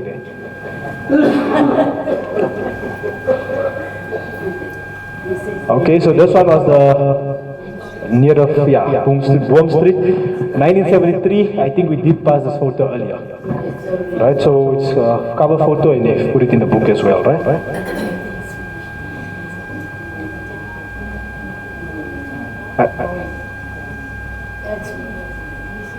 No, it's not finished. It is not finished. Okay. So this is, sorry guys, let me go back there. This is Johnny Masilela and Umarji Valley standing outside Steve's Record Center, Jerusalem Street. And this was in 2007. This I say was in 2007. Johnny Masilela, obviously a well-known journalist and author.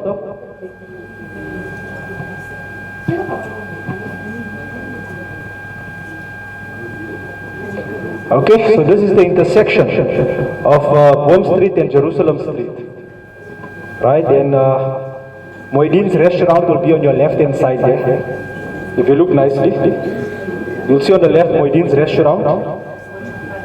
And if you see at the back there, it was known as the Ismaili Mosque. Correct. Also known as the Ismaili Mosque, right? Right. And on the southern side of Boom Street on the corner is the old Columbia Dance Hall. Right? Okay, excellent guys.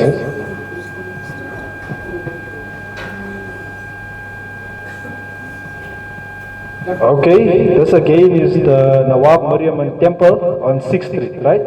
And this was photographed in 2007. Alright? Somebody says it was the Subu family house. Okay. Who's in-laws? Okay. Mr. Dinan Mudli is your in-laws. Okay, Mr. Dinan.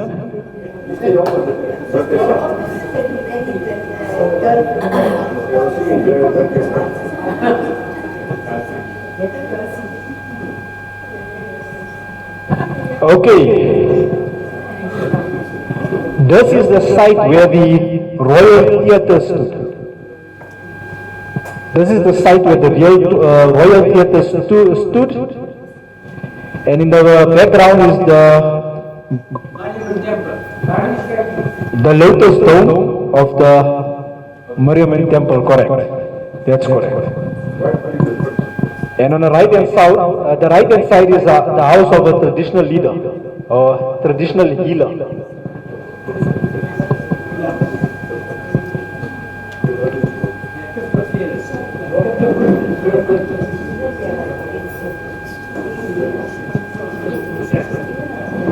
Okay, this is the view in a southerly direction of the vacant land between 1st Street and Jerusalem Street where the Royal Theatre stood.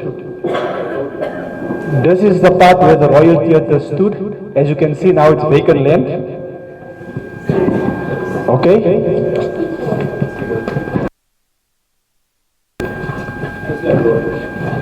Yeah, somebody say there's a pollution, full of pollution here. All right.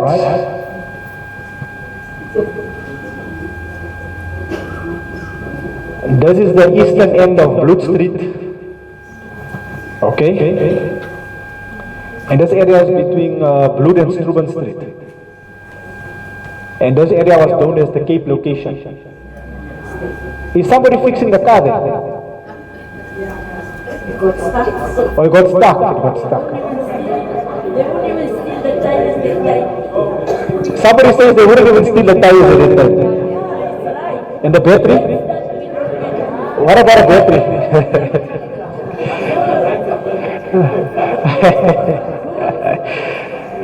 Okay, so they wouldn't even take the battery. Okay. And then what's the tires here? Are they burning the tires here? They didn't burn the tires here. There's not Baula this one here. Okay. Okay. Okay. They won't receive the tires. Okay. So this is the taxi rank, right, on Grand Street, between 4th and 1st Streets. Okay, this is the taxi rank there. The houses here were demolished obviously in 1970. 1970.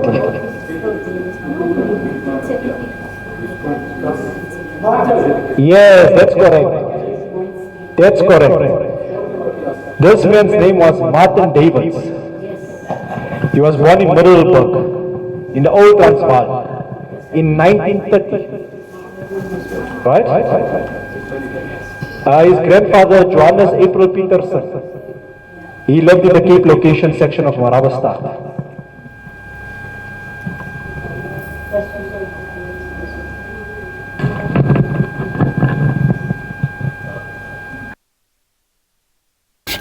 Yeah, I think we've seen too much of this guy also.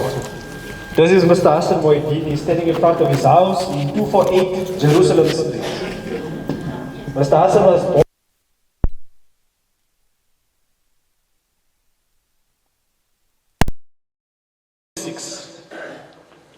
and obviously on the right hand side is the Moeddin's takeaway.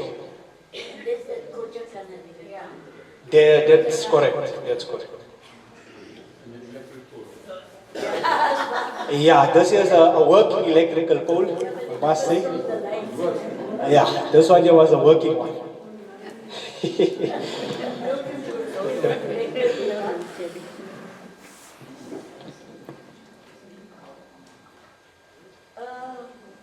Okay, so this is December 2006. Okay, in this photo we have from left to right, Nolan Lates, Roderick Lates, and Tevena Hart. That's correct, that's correct. Mr. Steve knows them all?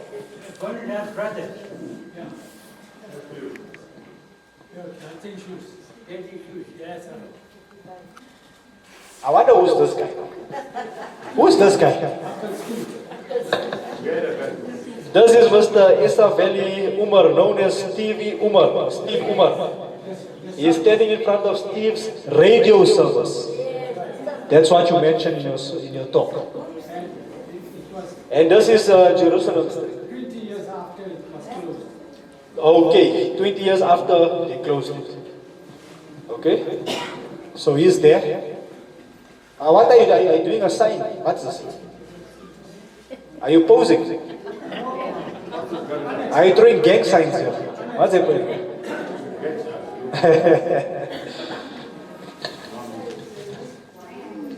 Okay, who's this interesting gentleman? Now this guy here. This individual here is actually one of the authors of A Glimpse into Marabastad. This is one of the authors of A Glimpse into Marabastad, of the same very book that we are using now to show the videos, Zwelake Mtetwa. So he is photographed at the old Department of Native Affairs. Department of Native Affairs. Right? And this was on Van Villach Street on western boundary of Marabastad, right? So he's at the Department of Native Affairs. Sure. So this is the last remaining section of Lawrence Street, which formed the western boundary of Marabastad. So, sorry.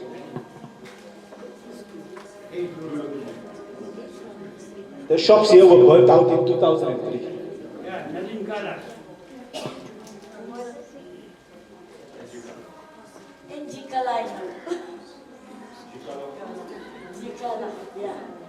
And we have the very last photo, obviously, of a bus terminal at the intersection of Mogul Street and 2nd Street in 2007.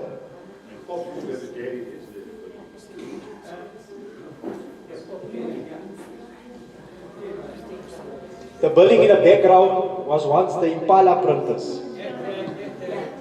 Right, the building in the background was was used for Impala printers. Okay, so we've come to the end of the photo gallery. We will now hand over to Mr. Yusuf Mustafa, who will just give us a vote of thanks before we go. People, as we are leaving, please let us grab our, well, not grab, let us take our food and our water. So we have catered for vegetarians.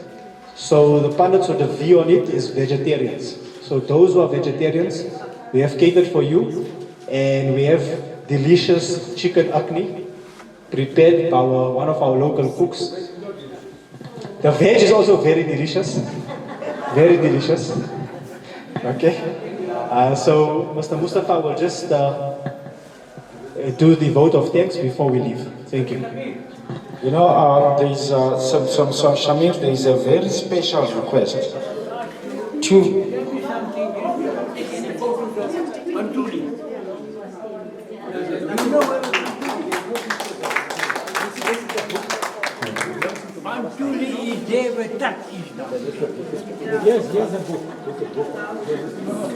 look, ladies and gentlemen, the program was longer than this, and there were a lot of other photographs and documentaries that were supposed to show you, and also there were a lot of people that were supposed to be given a chance to come and share their memories with all of us. But unfortunately, due to time constraints, we cannot do that.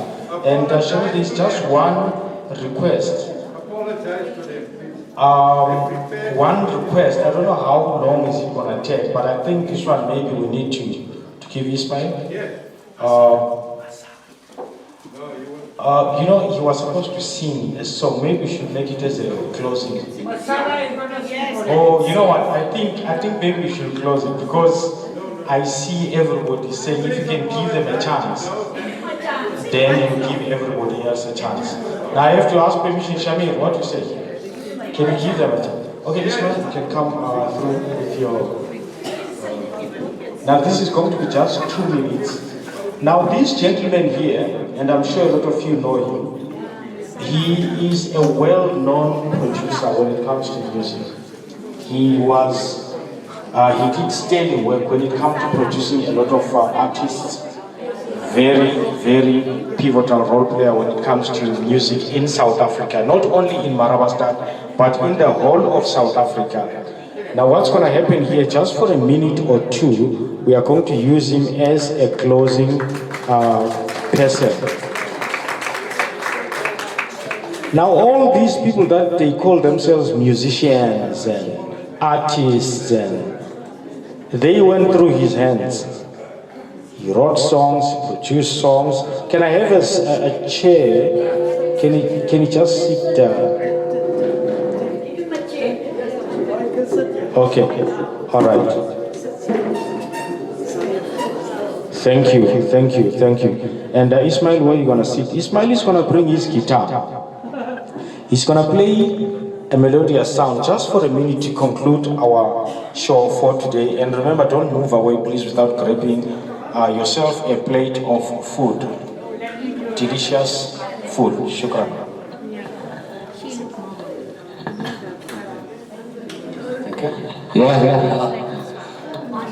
First of all, I'd like to thank all the mothers out there. When I was a lady, I was 16 years old. I couldn't buy my mother a present because I was in matric. And then I said, Mama, there is a song I wrote for you. It goes like this. M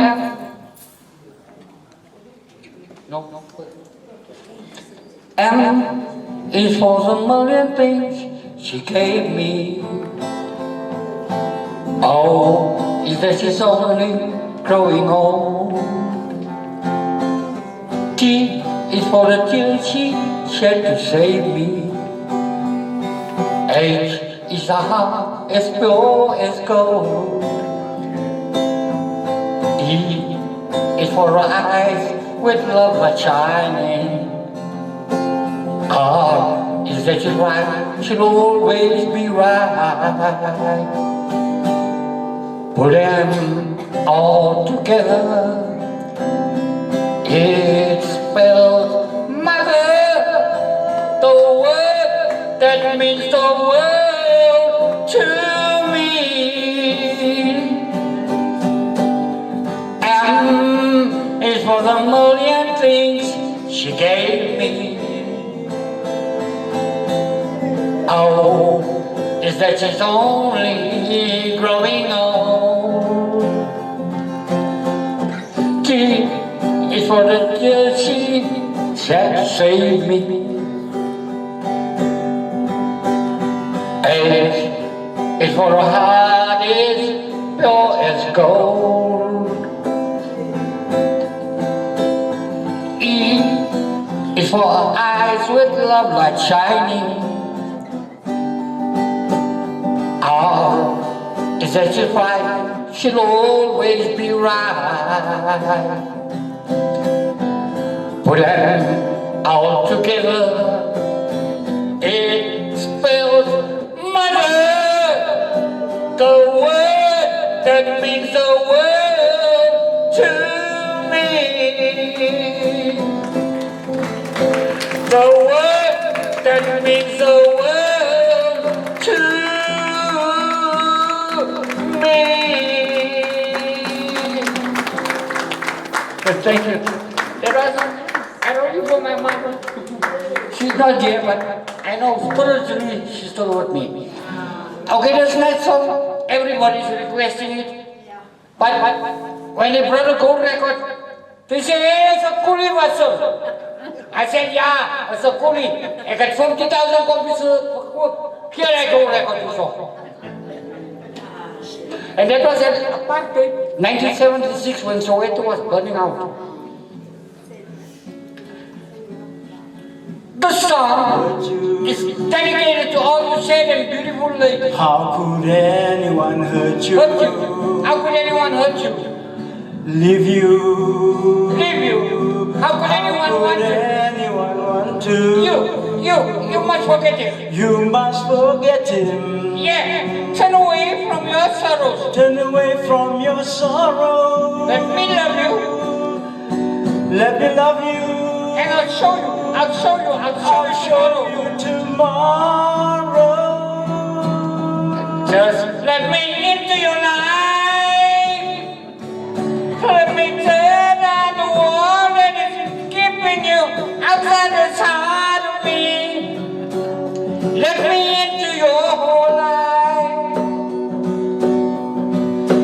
If I can't have it all, then at least give me one little part of you. Let me into your life. Trust me. Let your heart learn to trust me. In time and tell me, leave you. How could anyone want to? Just let me love you. Can't you see that I was made you? Darling, let me love you. Why are you so afraid to? Just let me into your life. Make me part of your life. I will love you forever if you let me into your life.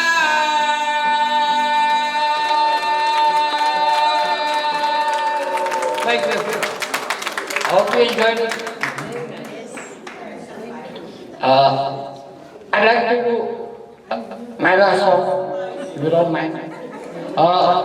The song. Oh, I'm sorry, out of time. Thank you, Uncle Masala, affectionately known as Uncle Masala, my blogs for the song. We'd like to, before we close up, we'd like to apologize to Mr. Dawood Bellam, who was supposed to be one of the speakers here today. So we'd like to apologize to him because of our time constraints and maybe error on our side. And also we'd like to wish Mr. Bobby Pillay a very happy birthday. He's here, he's at the back. Let's give him a round of applause. How old today, Mr. Bobby? 72. 72 years. So apologies there to Mr. Dawood Bellam and a very happy birthday to Mr. Bobby Pillay. Mr. Mustafa will now do the vote of thanks. Okay, ladies and gentlemen, it's so sad that we have come to the conclusion of our very, very memorable and our lane that we have traveled that brought all those fond memories. And I'm sure a lot of what we have seen, what we have heard, has brought tears down your eyes. And hopefully we'll pass it on to our children. And one of the speakers, I think it was the first, said it's very unfortunate that when we try to give it to our children, say, oh, this old dopey, oh, this auntie, and then they walk away. But they say, always hammer and hammer and hammer. One day, God will make them listen to you. We'd like to thank each and every one of you for coming to this great event, and more importantly to the Institute for Islamic Services for coordinating this wonderful program to bring us all together. May God bless the Institute abundantly. And again, we'd like to thank the Silver Crescent Gardens for providing the venue, and also the S&A hiring for some of the utensils and everything else that will make life easy for us as we partake in our sumptuous lunch, hopefully. And more importantly to the speakers that have researched and brought their available time to this venue. Thank you very much to all the speakers, and you as the guest also, thank you, and may God bless you abundantly. And also the food, SAN Foods, that is going to be obviously be tested today as we are going to be partaking in the lunch. And also, more importantly, to Richard Weinstein. The documentary that you have seen was put together by a gentleman called Richard Weinstein, who is a specialist in producing documentaries and is also an excellent person to give us insight into Marabastad. Thank you, Weinstein. And also, Shamir, I think in passing he mentioned Zwelake Ntetwa, and also Johnny Masilela, as well as Darren Akon, who contributed immensely to what we have been seeing in front, particularly when it comes to photographs and also the authoring of the book that Shamir has extensively spoke about. May God bless each and every one of them that has made this occasion a special occasion. Till we meet again, God bless. Thank you.